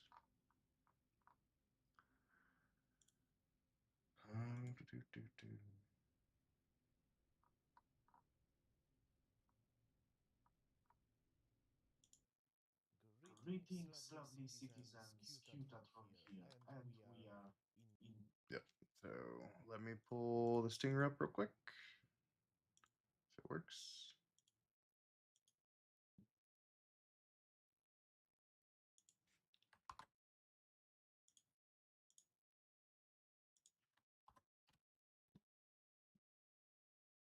All right, so we do have the Stinger up.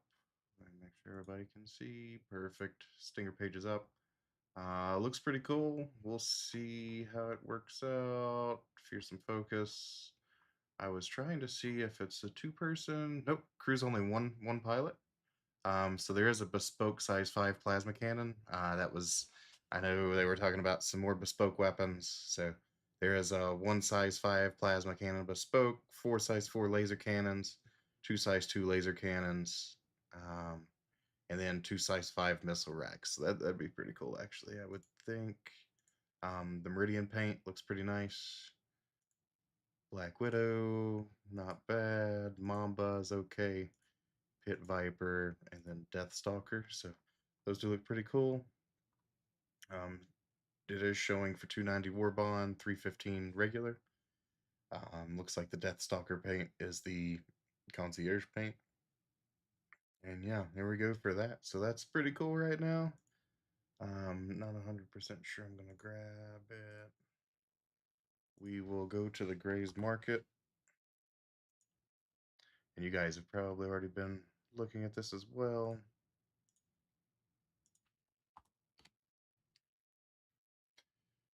Gray's Market, forged ships. So that's 135 War Bond, 150 regular. Earthquake Paint, of course, is the concierge. And not too much going on there. I thought for sure there was another page.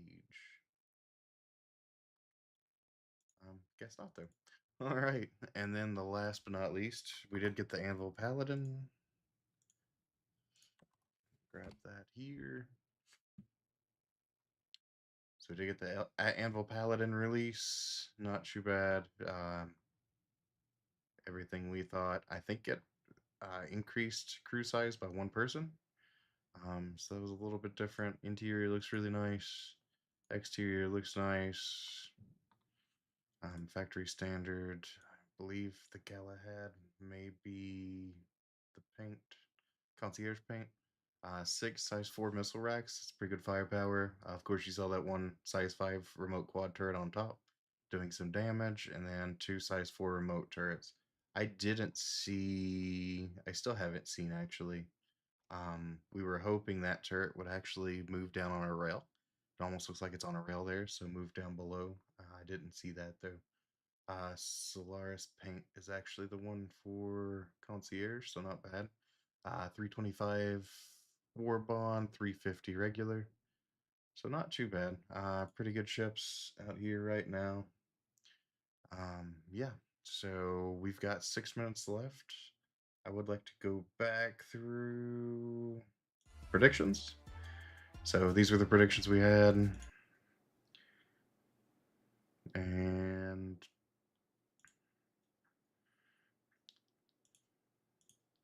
so yeah, ship releases. We got the Paladin correct.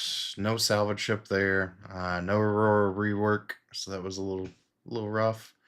Oh, I thought I stopped it, guys. Sorry about that. Yeah, so Anvil Paladin released. Apollo Hermes, nothing of that. RSI salvage ship, nothing from that. Aurora rework, sorry, nothing from that. Of course, we got the Stinger, and then we also got the Shiv. So that was another leak that was going around. Ship updates. We didn't see any ship updates, I don't believe, right, guys? So that was pretty much Perseus, no Hammerhead rework, no Kraken, no Pioneer. That was a little rough on that perspective. CitizenCon bundle, no Navy attire. I actually did put that in chat if you guys want to take a look at it. Actually, let me bring that up.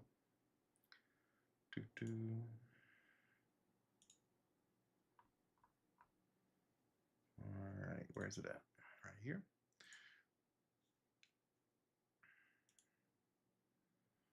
Sorry, guys, just 1 second.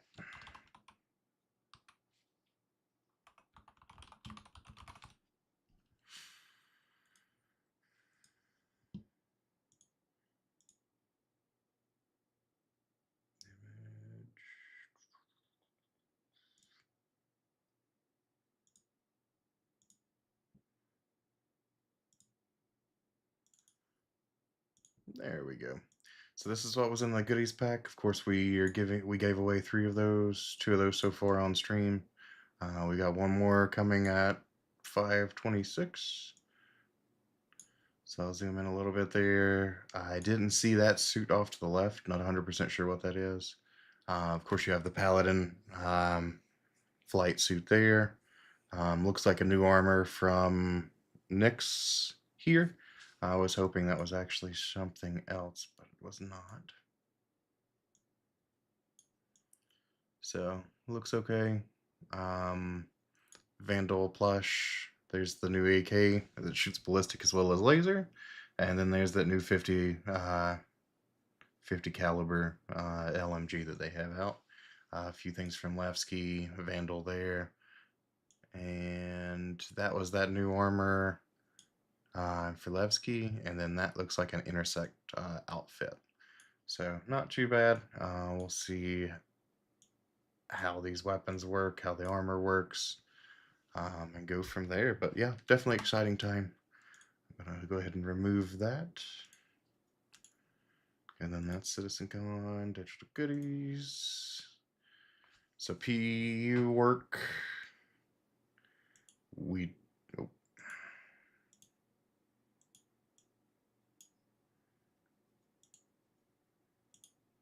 All right, so no gateway reveal. I know that's been in the PTU though, so not a big deal. Social app update, didn't really see anything there. Armor functionality, didn't see anything. I heard about maybe some FPS ping work, that's about it. Of course, Nyx is going to be out for the PU, it sounds like, next month. Updates on the other 3 systems, really didn't see that much of that. Base building, didn't really see anything from that perspective. Looks like it was more crafting. New flight model, nothing. That was a big surprise. I thought for sure they were going to have that there. Engineering updates, nothing. But we did get that capital landing ATC, so we can repair, rearm, refuel from a capital ship. And then wishful thinking, of course, I don't think we've honestly saw any of these. Oh, crafting. So they did say they were working on crafting. Repair gameplay, nothing except, yeah, that capital repair gameplay. Ship refining, nothing. Custom markers, nothing. Item recovery, 2, nothing. So, did they say base building was? Yeah, I think they said something about it. I just didn't see. I was hoping they were actually going to go more in detail. But yeah, I'll have to rerun that and see. I know they were talking about a few things, but yeah. Gotcha. Appreciate it, Nelly. So yeah, I do appreciate you guys hopping on. I know we're about a minute until 5:30. So we'll get that last Gleam giveaway in. I'll make sure I work on getting that for you guys, getting those giveaways to you guys. Again, we do have 2 orgs that I'm a part of. Of course, Meridian Security Group is the first one. We would like to see some more people on there. We'll definitely do some more missions, so on and so forth. Definitely like to have you guys there. And if you're more into the casual gameplay, of course, we do have Shadow Brokers. And that's more of a casually ran organization, 56 members. It's pretty good times in both locations. But yeah, definitely like to see it. So we are at 5:30, and I am going to do the last giveaway. So do appreciate you guys jumping on, staying on for the whole thing. One winner unpicked. We're going to draw, allow repeatable. All right, guys, we'll see. Max P3R, are you in chat? It looks like, yeah, Max P3R.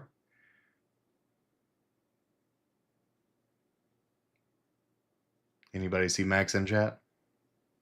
Hey, perfect.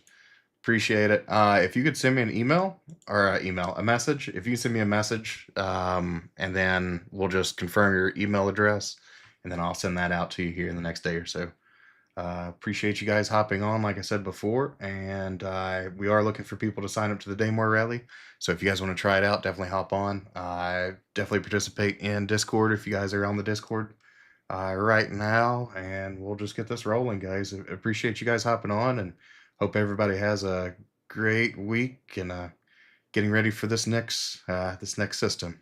So thanks, everybody.